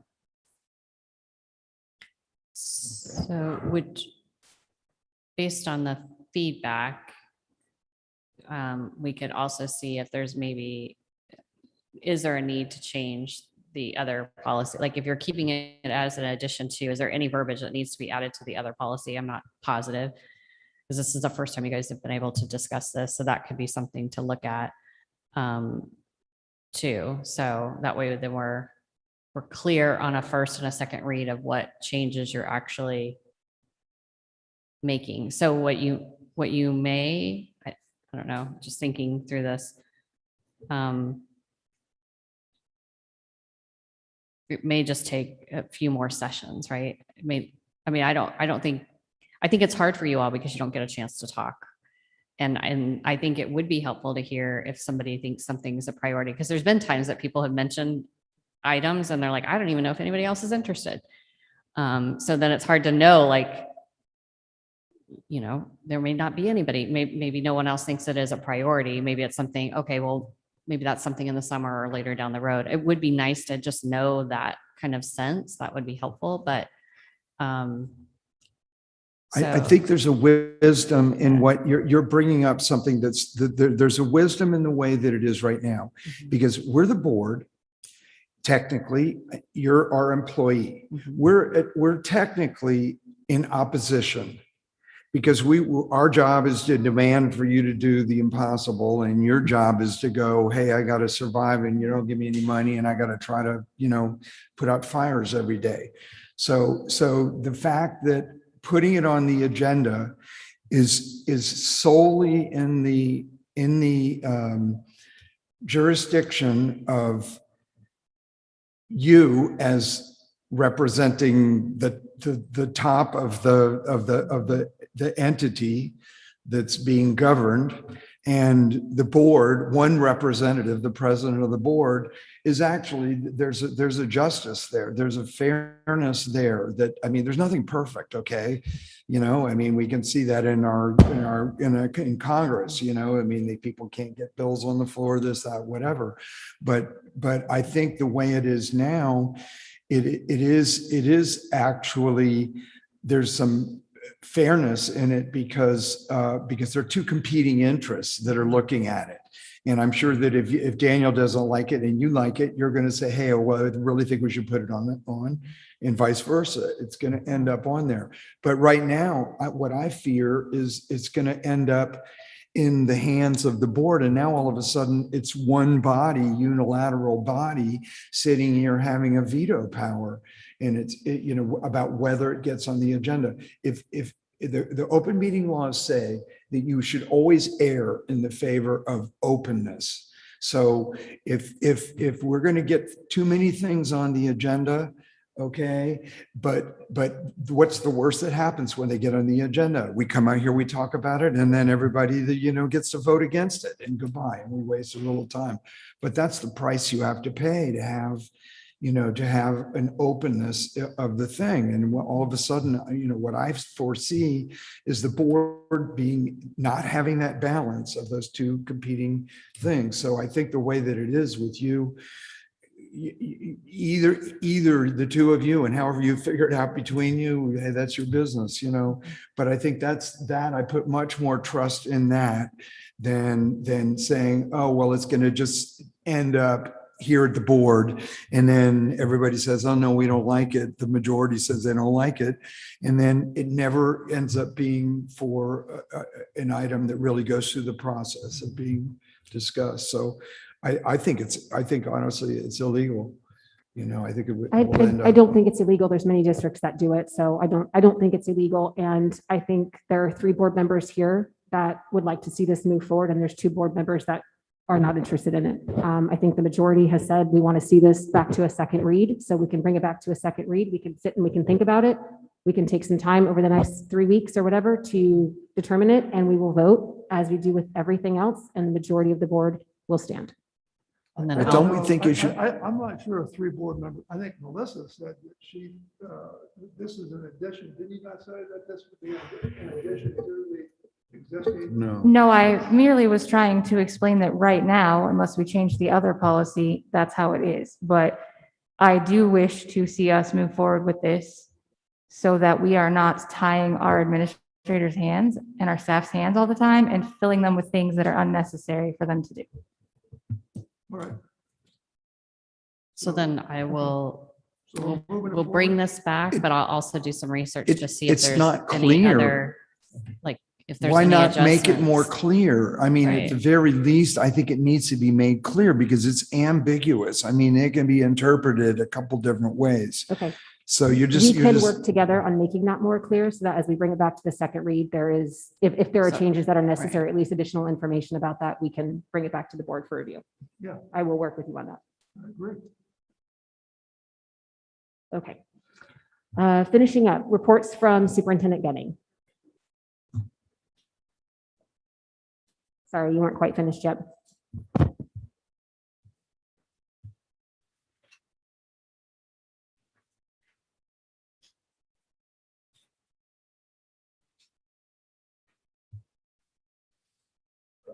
Madam President, members of the governing board, I'll keep this short and sweet. Since our last regular meeting, we've been working on the compensation study for all of our classified staff, conducted our mid-year evaluations of principals and directors, did our LESD walkthrough, or our Litchfield walkthrough, as well as our Mabel Paget showcase, and conducted the November 30th study session. Thank you. Okay, we will do our reports from our governing board members. Kim, I'll start with you this evening. Great. 'Tis the season. It warms my heart to see the generosity of our students, families, and staff from the reports from the administrators and principals and the activities they're doing on their campuses, including food drives, giving trees, and the like. Thank you to everyone who's contributed to these much-needed programs that help our community. I was able to attend 2 Veterans Day events to honor our local military vets.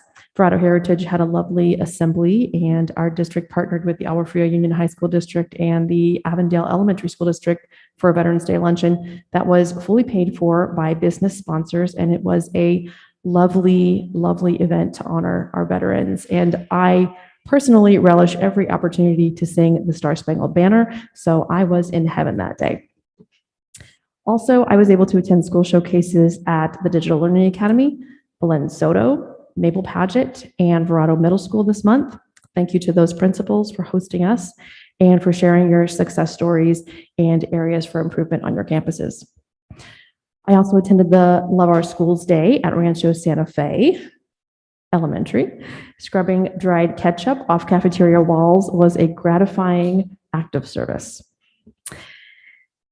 Also attended the study session and we attempted the superintendent review, which has been postponed on the advice of legal counsel, and we will revisit that next month. And I'll wrap up this board meeting, my board report, I should say, by expressing my gratitude to my fellow board members for their dedication to the administration of the district, for their perseverance through continuing challenges, as well as to all of our campus support staff, teachers, and administrators for showing up and sharing your heart and passion with our students and your colleagues. We see you and we appreciate you. I hope you all have the opportunity to connect with loved ones and spend time relaxing, however that looks for you over the winter break. I will close with some lyrics from a holiday classic. You better watch out. You better not cry. You better not pout. I'm telling you why. Santa Claus is coming to town. Happy holidays, and I'll see you in 2022. Thanks, Kim. She always has a great report, and it's not fun to go after her. So I think you should go after her next time. No, I pretty much attended all the same things that Kim did. The Veterans Day celebration at Heritage was really nice. I'm hoping next year we can coordinate that a little better because I know a lot of our schools did them. So it would be nice to have different board members at different campuses. But it was a very nice celebration that they had. And then the Veterans Day luncheon that was put on with all the districts was very special. Probably near and dear more to my heart now that my son is in the military. Like, just definitely gotta chokes you up a little more when they sing the Star Spangled Banner. And so it was a very nice luncheon. It was very nice to honor all of our employees that were able to attend who served in the military. It was really nice. And also getting to talk to just a lot of people that were there that we don't always get to see. I also attended the DLA showcase, the showcase at Belen Soto, at Maple, and at Verado Middle School. It is nice to see the differences in all the different campuses and see how they're doing things, but also how they're kind of doing some of the things the same. And getting to get the flavor of each campus is kind of cool because they're all got their own unique style. I was especially loving how things were going at Verado Middle School and how they're really trying to up their school spirit there and trying to make sure that they're branding their campus more so that everybody feels really connected and like a family and they have that pride of their campus whenever they're there. I was able to attend we had the special session that we had at the end of November, as well as the executive session that was moved. And then this weekend, I was able to go and support Wigwam Creek Middle School. Their Booster Club partners with Hacienda Del Rey and has a special little holiday express fundraiser where people can come and see different vendors and they all donate bikes or scooters and things like that. And you can buy raffle tickets and all of the proceeds from the raffle tickets goes directly back to the Booster Club for Wigwam Creek Middle School. And so we were able to attend that last year. It was a drive-through event and this year was an in-person. You could get out of your car and walk around and it was nice to see their residents there interacting with the kids and they got to get pictures with Santa and the Grinch. They had a really cool hot cocoa bar that my kids all thought was amazing. And then for the second year in a row, we won a bike. So that was super cool. But yeah, so that was my month. It's been very busy. I'm hoping next month is a little calmer. Thanks, Melissa. Dr. Dowling? Yes, this will be short and sweet. But I had a good meeting this morning with Brian Owen, going over the district data assessment piece, pretty much what you guys saw back in September, I believe. And just one-on-one, I was lucky to talk to him. We get to look into that. And we actually reminisced about the old days when he was at the State Department of Education and I was in the field.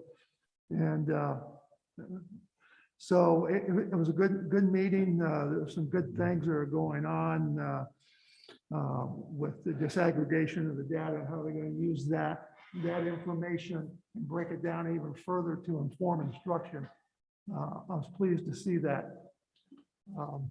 And I want to wish everybody a happy holiday, have fun, stay safe, and I'll be around next year. Thank you, Dr. Dowling.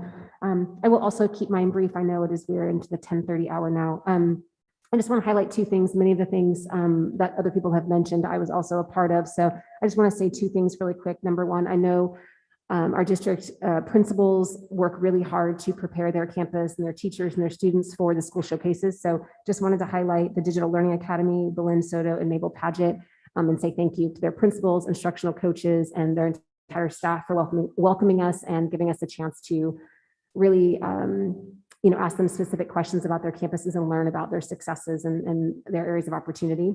The second thing I will say is, as Shelley mentioned earlier about the memorial plaques here that are in all of our cafeterias, I just wanted to say thank you to the district for hosting the David Schwabke Memorial here in this cafeteria earlier this month, or maybe it was the end of November, to showcase the plaque and to bring together some of his coworkers, family members, community members.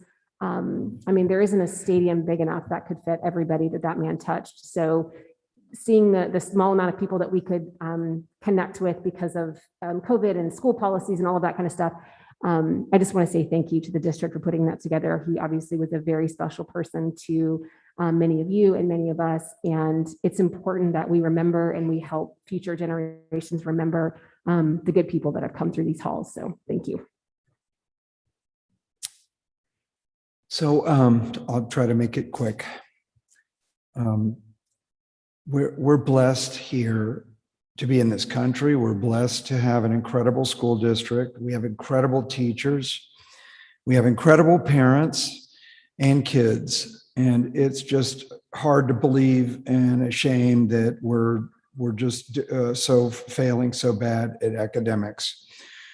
I know that our teachers, all you out there, almost every teacher out there is utterly and completely overwhelmed by their life, their desire to teach the kids the skills that they're going to need in this world. And I don't feel that they're being supported by the governing board and the administration. I think they're forced to sign up for things they don't want to do, they don't have time to do, and has no benefit to kids. It actually harms them. I don't think any teachers here are getting rich. And I think they are, when there's a $500 stipend to go sign up for, conscious discipline, they're going to do it, not because they want conscious discipline, but because they maybe need the $500. And I just think there's a guy named Kelly Johnson, and he designed the SR-71 and whatever. And, big companies would do hundreds of people to design things, and he made the SR-71 with a team of about 20 people in like 1/10 of the time. And he invented the term "keep it simple, stupid." And anybody that's in business knows that you got to keep things simple. You got to look at Elon Musk, how this guy has taken over basically NASA, everything else, with a private company and just doing it. And that's the miracle of this country is breaking the mold and figuring out how to do things. There's nothing new here, folks, teaching kids math and logical thinking, but somehow it's become made so complicated. And, we need to get down to the basics, but first off, we have to have the desire. And I know that this school district could just break records. It could be on Time Magazine. It could be on whatever. It's here, all the ingredients in here. All you have to do is just have the the desire to do it. Now, look, I live in this community and a lot of parents out here, they don't want to feel like their school is bad. And I'm sure they don't like me because I'm not the bearer of good news.